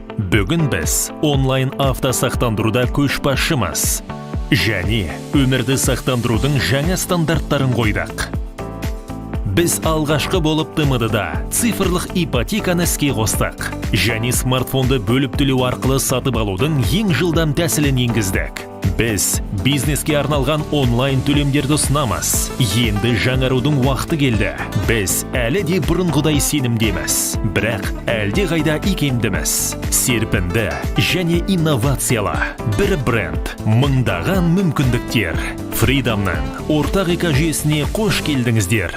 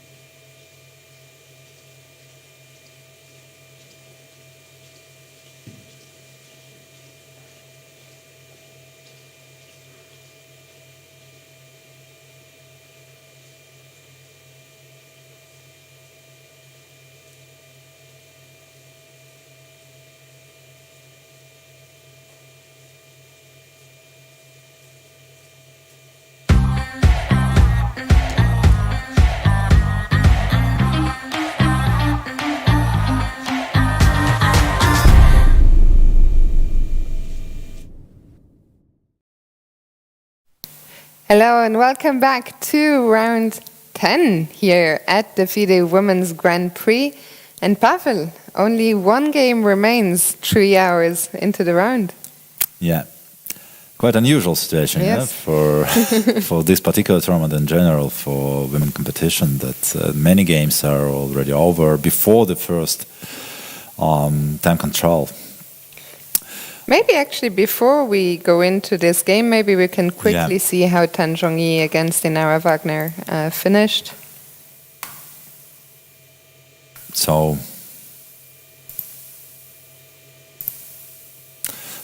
the last position we saw was this one, f5, f6, and king h6. Well, it's desperate move. Otherwise, if you can go somewhere else, then just bishop e2 and bishop h5 would drop. So king h6. Oh, that we didn't see. This is nice. Yeah, Oh, very nice touch. just mate. Yeah. Bishop is c1. ready. And she allowed it, which I think is a nice touch actually. That is a new trend. Yeah. The new trend allowing the mate over the board. Yeah, I find it nice, yeah, because, well, for spectators it's... So let's see. So knight a5 she played. Yeah, knight a5 and And- bishop c1, very nice. Very nice finish. Very nice finish. I think our That's a pair first of bishop, checkmate pair of the tournament, if I'm not mistaken. Maybe of the year as well. It's quite, on the professional level, it's quite rare. That's true. I mean, in general, we see it only when it's a beautiful one and Yeah. it is allowed. It's otherwise. nice, of course, the dinner realized Yeah. already that the position is lost and mate is coming, but Yeah. okay, she allowed. So only one game remains. Let's go to Bibisara and Elizabeth. Yeah, knight f4 is played, yes. So, yeah. Let's go back. I think we left after the exchange on e7. Bishop c8 was played. Yeah, exchange on e7. h3. Trying to keep everything under control, not allowing h4, also not giving up g4 square, but giving some extra tempos to black to develop her and to put on good position her pieces. Queen d7 and now knight e4. And how to You seem surprised wide, to see f3. wide unexpected. Yes, weakening e3 pawn, but now okay. Oh, well, this is quite unexpected. You don't like f3 at first No, sight? no, but no. On the other hand, what to do? Because what to do? Okay, no, even king g1 is not possible. So The f2 only way was was attacked? okay. This is not the way. I mean, because No. with this, no, okay, that was most misplayed already. King This h2 was maybe probably- h3 was not a good idea. So either just to, but in this position, I am not sure that white is better anymore, because she lost a lot of time actually before, as we mentioned already, transferring the knight to d3. She went for some other ideas. Okay, and in this position, I mean, I'm not sure that white is better, but she had a choice to ignore black's activity on the king side completely and start, I mean, still trying to improve her pieces to bring the knight to d3 at any price, or to play h4. That she didn't want to give up this g4 square. I don't know. I don't know what is better. It's, I mean, it should be calculated carefully. But Bibisara went for h3, which seems like a most solid continuation. But yeah, Suddenly this game is really turning, it feels. It Absolutely. feels like Bibisara was in control earlier, but that is now... and now it's not the case. Knight goes back to d6, it goes to c4. Okay, black is better now. Black is just better, I think. Knight f4, it's a bit late. Knight will never go to c5, to e5 anywhere anymore. Elizabeth played knight c4, Knight c4, most natural move in the attacking position. the pawn on e3, and the immediate response, rook e1.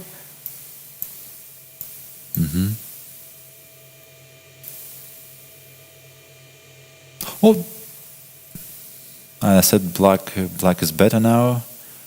I think black is better, yeah. I think, okay, what about a simple rook e7 followed by queen e8, for example?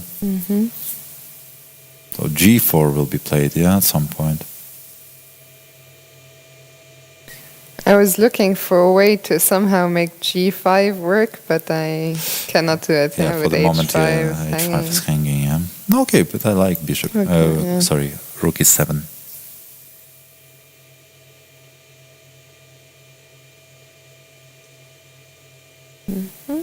Okay, g4, g4.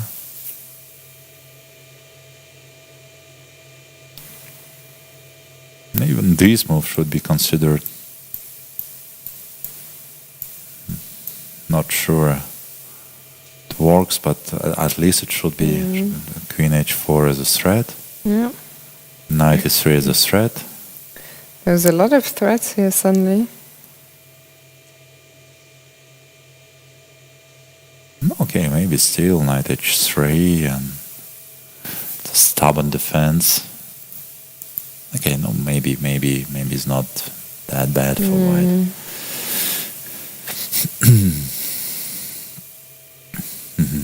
I like your suggestion of rook e7. Okay, but then I think. And then g4. Okay, maybe then black can start with queen d8, for example. We are not in a hurry, not at all. I cannot see how white can improve her position. Okay, bring in king to f2, maybe. Maybe this is time to think about it. Bringing. But okay, that's still tricky. Another option. Okay, oops. Maybe queen c7. My point is that I'm preventing g4 because of knight e3. And if king goes somewhere, then still h4, g4, and we should calculate this stuff. But maybe, okay, now it doesn't work. No, it doesn't work. Rook is not protected. But still, this is my point. I mean, to keep this idea, knight takes e3. Elizabeth is thinking, and it feels like this is kind of a critical moment now to find the right continuation here. Right setup. Is there any other? Queen a7, followed by rook a8. And taking Why the not? a file. Take an a file. No, but black is definitely better. Definitely better. So white should desperately look for counterplay, but it would not be an easy task. Can we go g4 anyway? And maybe also in some way, we are we're preventing king g1 now. By the way, we have just been raided by chess queen Alexandra Kosteniuk. Thank you so much for sending the viewers over, and welcome everyone, and thank you, Alexandra.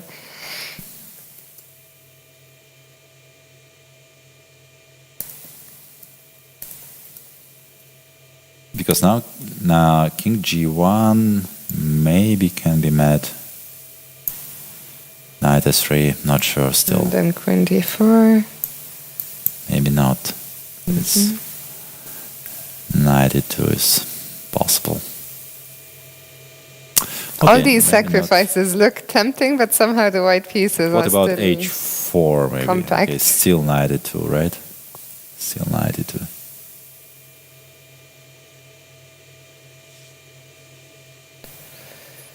Okay, but yeah, many ideas for black, and very tough defense, as I heard of.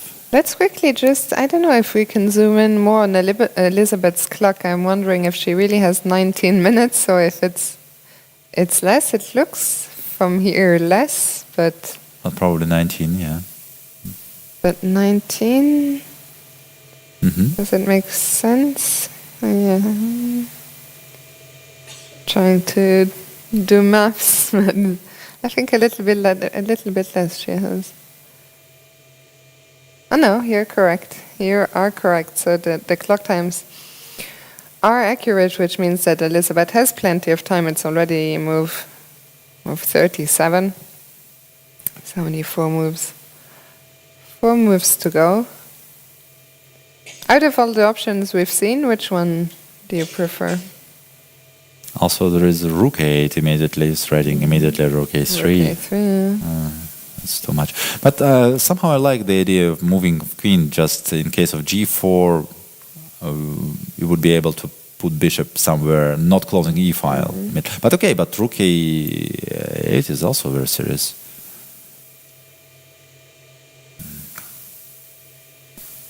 The problem for black is that she has too many options now. But now maybe e4. Sorry. Maybe we should not forget about e4.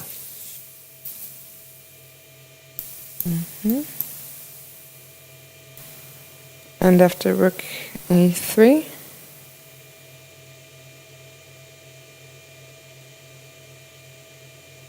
Oh, a move we didn't look at at all. Yeah, h4 immediately.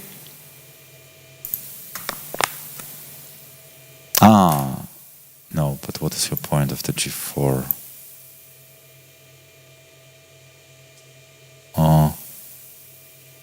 No, because I thought that her idea was to play it something like... Or maybe it is the idea to play it something like queen d6 now. But king g2 is still possible. And now if the bishop drops... Oh, bishop can go somewhere now, yeah. That's true. Bishop can go somewhere.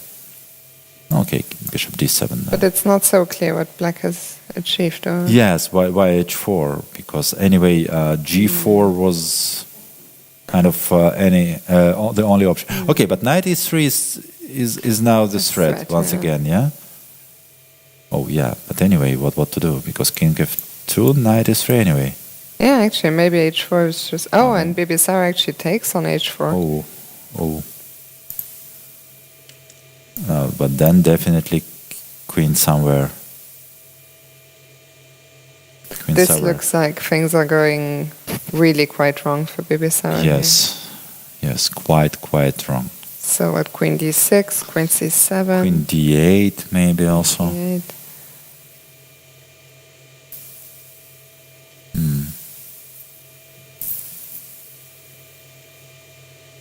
Somehow I like queen d8, for example. But maybe king g3 should not be.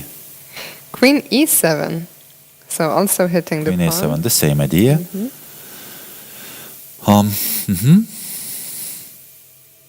So let's look at this. h5 will probably met by g5 now. And the knight has no good squares. e3 will fall now. Yes. Not still, but maybe knight d3. Maybe this is a chance for black, for white. Sorry. Somehow, queen e7. Somehow I don't like queen on e file. The point, and if I take on e3, yeah, knight e5, for example. It's not clear yet. Yeah. No, this is far from being clear.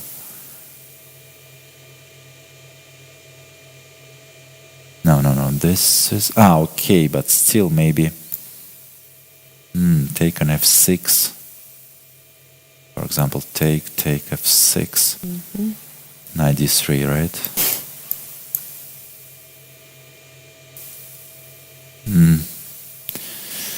Oh, super. And here white looks to be okay, but somehow the position doesn't feel like it should be okay for Bibisara. What about this move, king g3? King g3, okay. Maybe I can start with moving the bishop first, just to prepare knight e3, because knight e3 will come anyway on the next move. So where do we put the bishop? d7, just defending knight, the rook on just in case. Well, e4, for example, can be met by g5 now.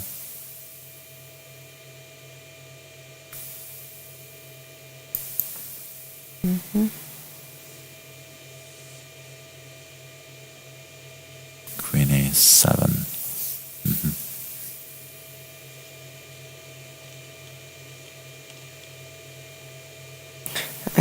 It feels...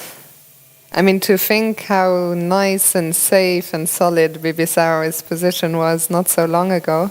And she did quite well. I mean, the first part of the game, I was impressed by her. I mean, very sober, very... how to to say?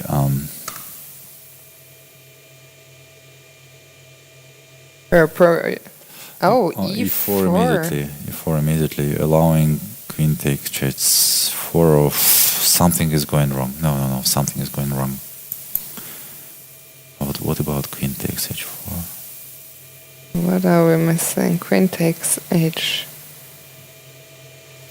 Okay, still knight d3, yes. Okay, still knight d3. Elizabeth about to take that pawn. No, but e4 is hanging. What about knight? Okay, knight d3, but e4 is hanging. Just take twice.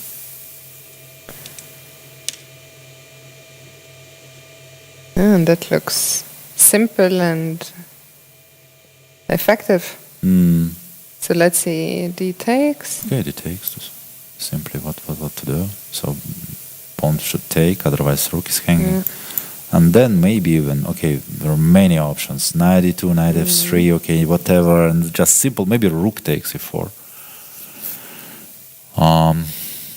Just to avoid any pin. And if bishop takes? Bishop takes, we can start with queen takes h3.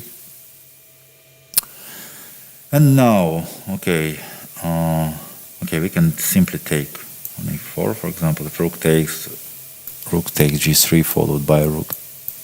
Sorry, there is a pin.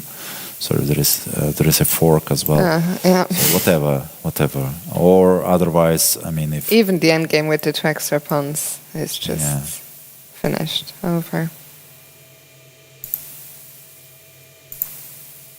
Oh, what happened? I don't know. I mean, it looks very close something now, happened. I mean, but it's happened so often, right? When you make one mistake and probably, suddenly she's got disappointed and lost. I mean, yeah.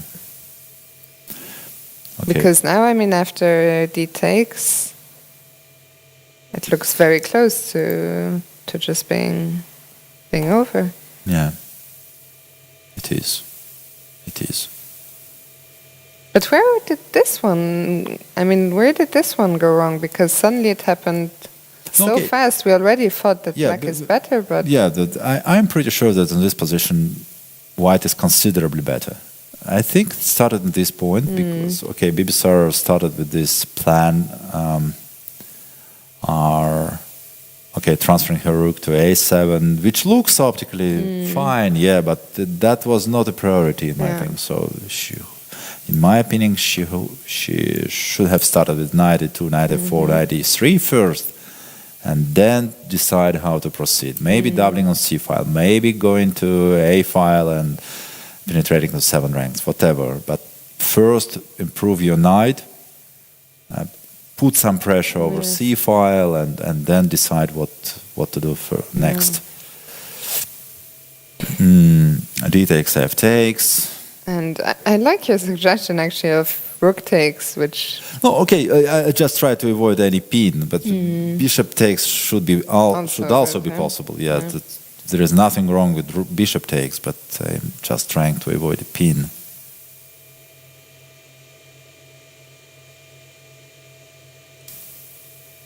Knight d2 is an option, followed by knight takes e4. Maybe this is even stronger. Maybe this is the strongest way to proceed, actually. Yeah.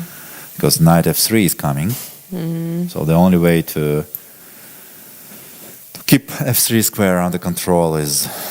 and then knight takes e4 and queen g3, but... What about queen f3? I don't know. No, maybe this is not the best. Maybe not this is the best. Maybe rook takes e4 is much simpler. And Elizabeth is thinking we have made the time control, so she has all the time in the world, really, to think about this one. So let's look again at rook e4. Yeah, rook e4, I like rook e4 somehow. White doesn't have anything better than to take. Maybe to take twice, but then d4 pawn will drop. Okay, this is just a disaster. Yeah, and once again... I feel pity for Bibisara, who is a very prominent player, who is very strong, but for some reason in this particular tournament he did not manage to... he started quite well. he was doing great. The halfway, she was on +1, right? Yes. And then something happened. Something Yeah, went there's a wrong. lot of players in this tournament who had ups and downs. But in for young swings. player for experienced player, it's more usual situation because sometimes they blunder, it is getting exhausted and so on. But for a young player, you expect her to be more consistent. Yes. And so Bibisara, she's currently on -1, 4 out of 9. She will go down to -2 probably, And Elizabeth will go up and will Elizabeth has had a skip the sole last place, So good for her. She will, if she wins, catch her compatriot Dinara Wagner. She will catch her opponent of the day, Bibisara, and Polina Zhavalova. They will be on -2, right? Yeah. All of them. And at least it's nice, to see nobody have a Completely disastrous event. Big It's always unpleasant to be in this position. So Elizabeth is still thinking, right? Well, what else? What should be suggested? Part of rook takes e4.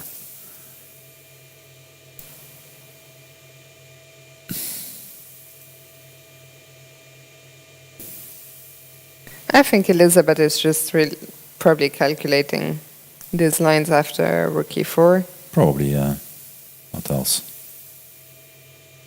I think once again this is a very good moment to take some time. The time control has been made, and she knows that if she chooses the right continuation here, she's very close to just winning the game. Okay, bishop takes it. The problem for white at any move is good. Yeah.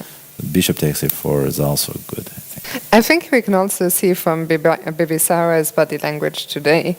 We saw the disappointment earlier on Alina's face, but here it's also clear that she knows that things have gone very wrong.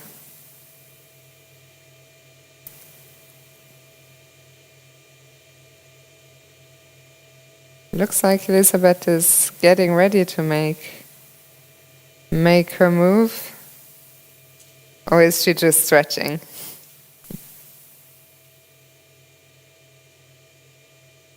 I thought she was ready, but no. Do you think rook takes will be played? I think with the rook. And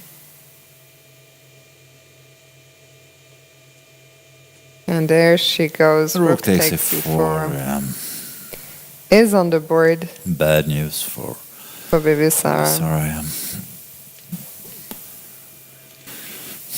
So let's just go one more time through her options here. There are not so many. Not so many.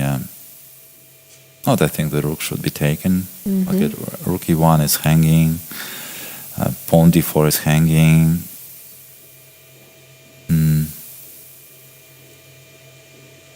Okay, maybe queen d1 is also possible. But then maybe rook takes d4.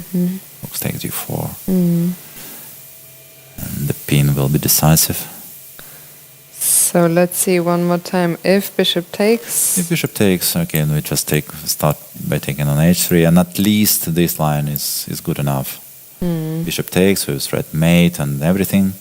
So knight cannot move. Also, knight is under attack. So this seems like the only option. Then check.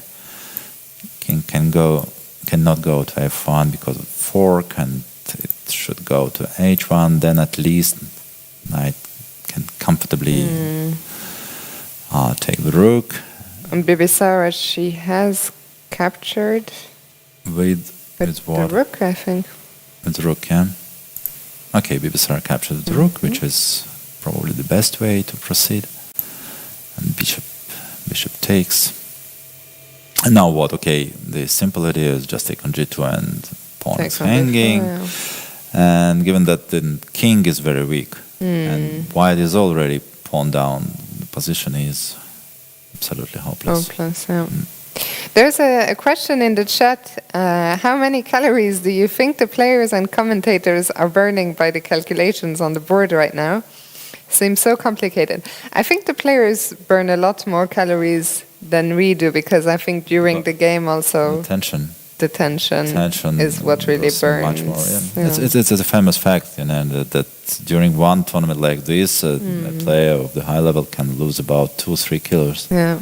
Just only due to this tension during the tension games. And calculation, both brain work and whole tension. I think there was a very famous article published by ESPN, if I'm not mistaken, on the topic. So maybe I can even look it up and put it in the chat. It was quite. People were very surprised how many calories can be burned in a single game, as we see that Lizzie has just recaptured on e4.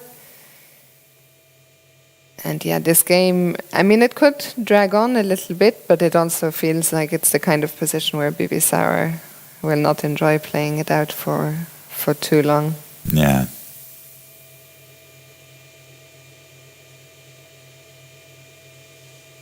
I found the link, but I cannot open it myself. So yeah, bishop takes. And what is the most stubborn defense for white? That's hard to say.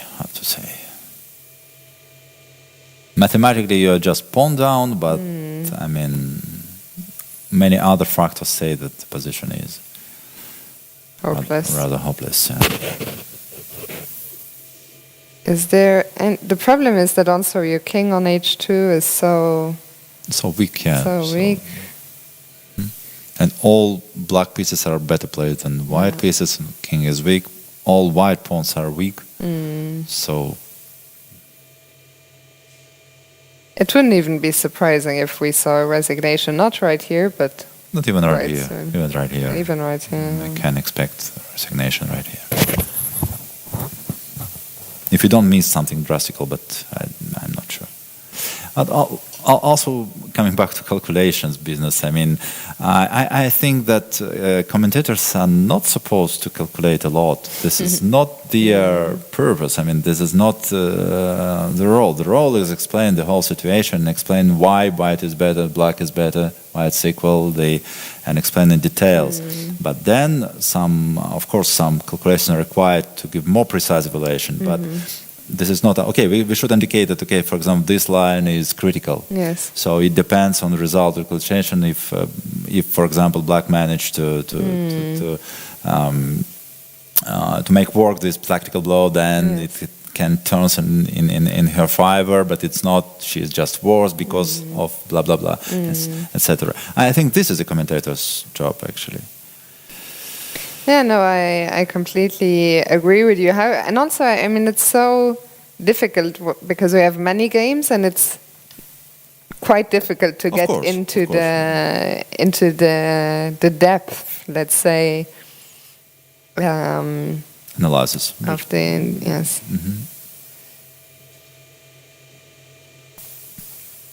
As we see, so Bibisara is about to get now another half hour. The players, of course, just made the time control a couple of moves ago. But yeah, even just looking at the position, I'm starting to agree. I still don't think we'll see a resignation right now, but it's also difficult to just see. Oh, Bibisara is a big fighter. She will probably fight until, I mean, I don't know, the very end. But yeah, it's very hard. Is there even any way to hold on to the d4 pawn? Okay, let's consider let's say queen c3, let's say, yeah.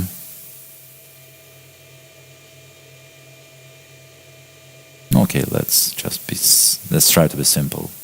Another option is knight e3. Knight e3. Maybe even more convenient. But okay, let's be straightforward. Just take check, for example. Where to go? It almost feels like the king should be close to being in a mating net. Yes, because knight s3 is coming. Knight s3 is coming, for example, king f2. Okay, but then maybe check from this side. And knight d2, knight s3 is pinned. Yeah. Queen f3 is coming, knight It f4 is feels like coming. this must be the end somehow. Yeah, that was the problem with the big king. Yeah, that was when we say the king is wrong. So this variation demonstrate the problem very well. Yeah. Yeah. Yeah, and if not queen c3, I mean, What else? Yeah. what else? Yeah, that's the thing. The path, black is completely winning, and the path is not very difficult. We talked earlier about what a good attacking pair the queen and the knight is, and I think here we will see it in action. Who are these players playing in the last round tomorrow? Bibisara, she will be black against Zhuzhiner, which will be a challenging last round pairing. And Elizabeth will be white against Tan Zhongyi, so both of them playing against the two Chinese representatives.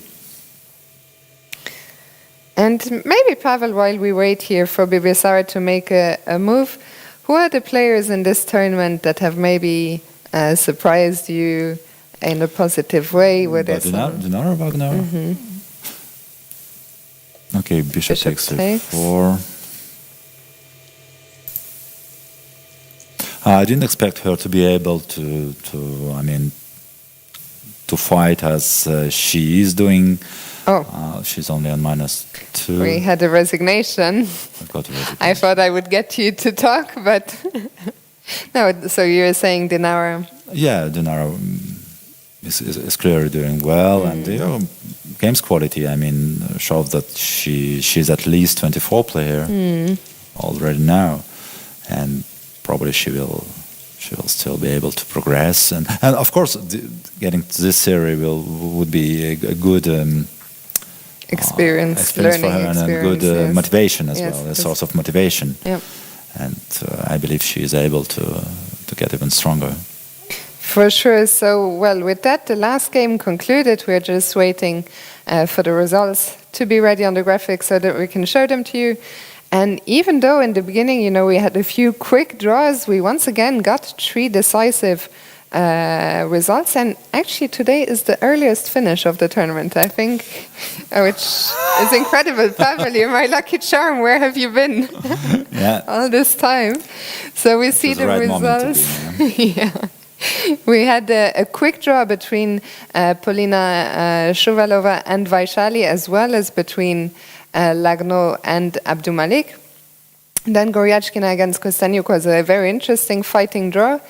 We just saw Elizabeth Pitts beat Bibisara. Elsewhere, Zhuzhiner beat Alina Kashlinskaya in another very exciting game, and Tan Zhongyi showed great endgame technique to beat Dinara Wagner.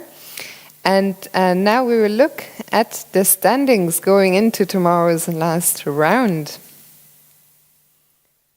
So nothing has changed at the top. The standings remain the same. Katerina Lagno, the sole tournament leader, on 7.5 out of 10. She is followed half a point behind by Alexandra Goryachkina on 7.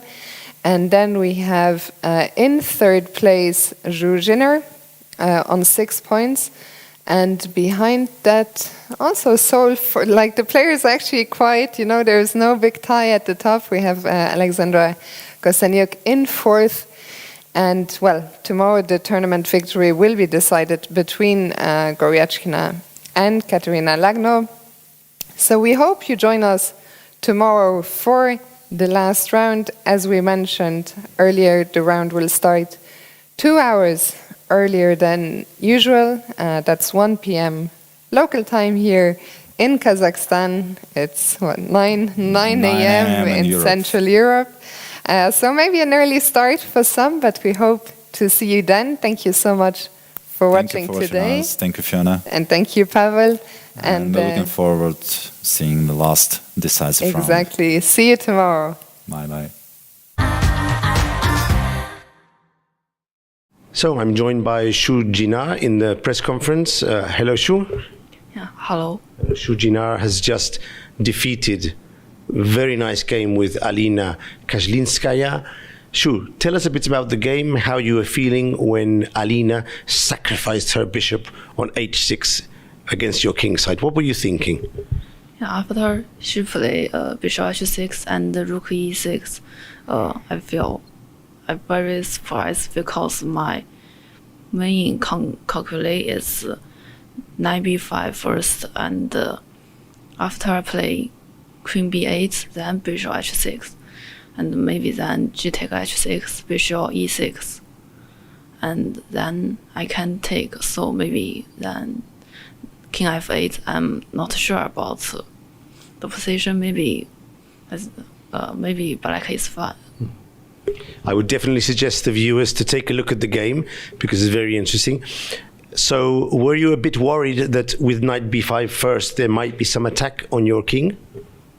Yeah, I was worried about knight b5, and I think after bishop h6, g take h6, and rook e6, I will be fine. Mm-hmm.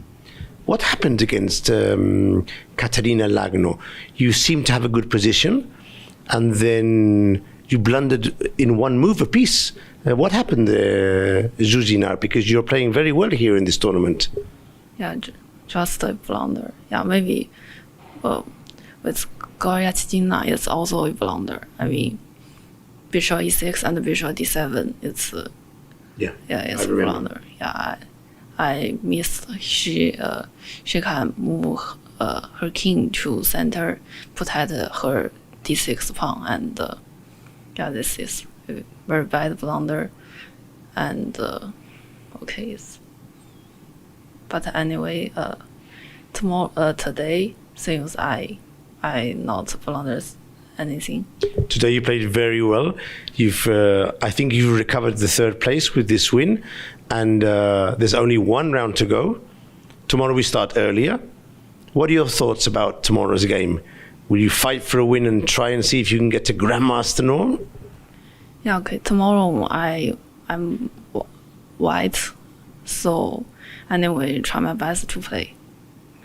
Are you enjoying your stay here in Astana? Are you feeling comfortable in the hotel?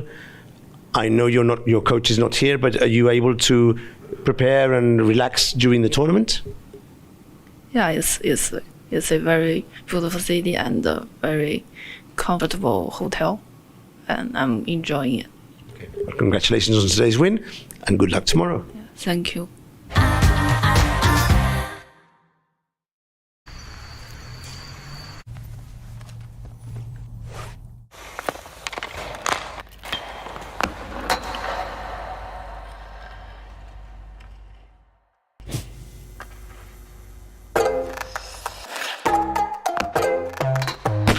Tizengdi qaq tez tegizbey turu Kömek керек dese şükrü Adam olğasın şi Ugem tulu Şeniz biz есебін білесің Әркесін болады айтар Келіс көптіңді бірақ айтпай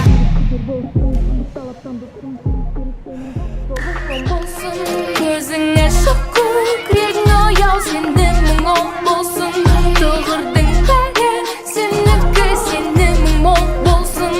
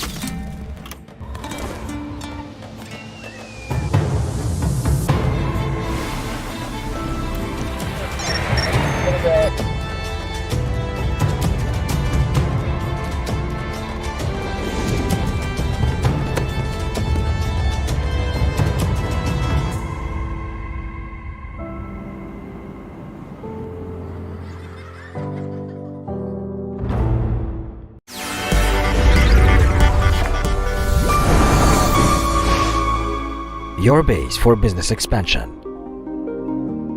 The Astana International Financial Center is a unique jurisdiction in Central Asia that offers a familiar ecosystem and preferences for global business. We endeavor to make use of the opportunities presented by our modern era. Eurasia is the beginning phase of long-term economic expansion, which opens up new opportunities for businesses, governments, and individuals on their path to wealth. Capital markets, creating a fully fledged and dynamic financial marketplace in Central Asia. Fintech, fostering innovation of new technologies in the banking, mobile, and personal finance. Green finance, encouraging and supporting sustainable investment opportunities. Islamic finance, reintroducing an alternative to traditional finance according to ethical principles. Common law, adapting the best practices of the world in Nur-Sultan, Kazakhstan. Private banking, offering a reliable ecosystem for the creation of family offices and personalized strategies. Visit our website, register your business, enjoy your privilege.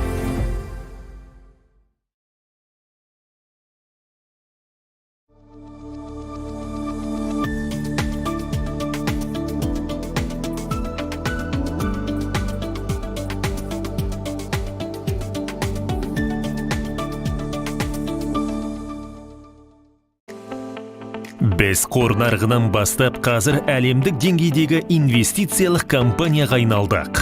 Бірақ бұл бізге жеткіліксіз. Бүгін біз онлайн автосақтандыруда көшбасшымыз. Және өмірді сақтандырудың жаңа стандарттарын қойдық. Біз алғашқы болып ТМД-да цифрлық ипотеканы іске қостық. Және смартфонды бөліп төлеу арқылы сатып алудың ең жылдам тәсілін енгіздік. Біз бизнеске арналған онлайн төлемдерді ұсынамыз. Енді жаңарудың уақыты келді. Біз әлі де бұрынғыдай сенімдеміз. Бірақ әлде қайда икемдіміз. Серпінді және инновациялы. Бір бренд, мыңдаған мүмкіндіктер. FIDE-ның ортақ экожүйесіне қош келдіңіздер.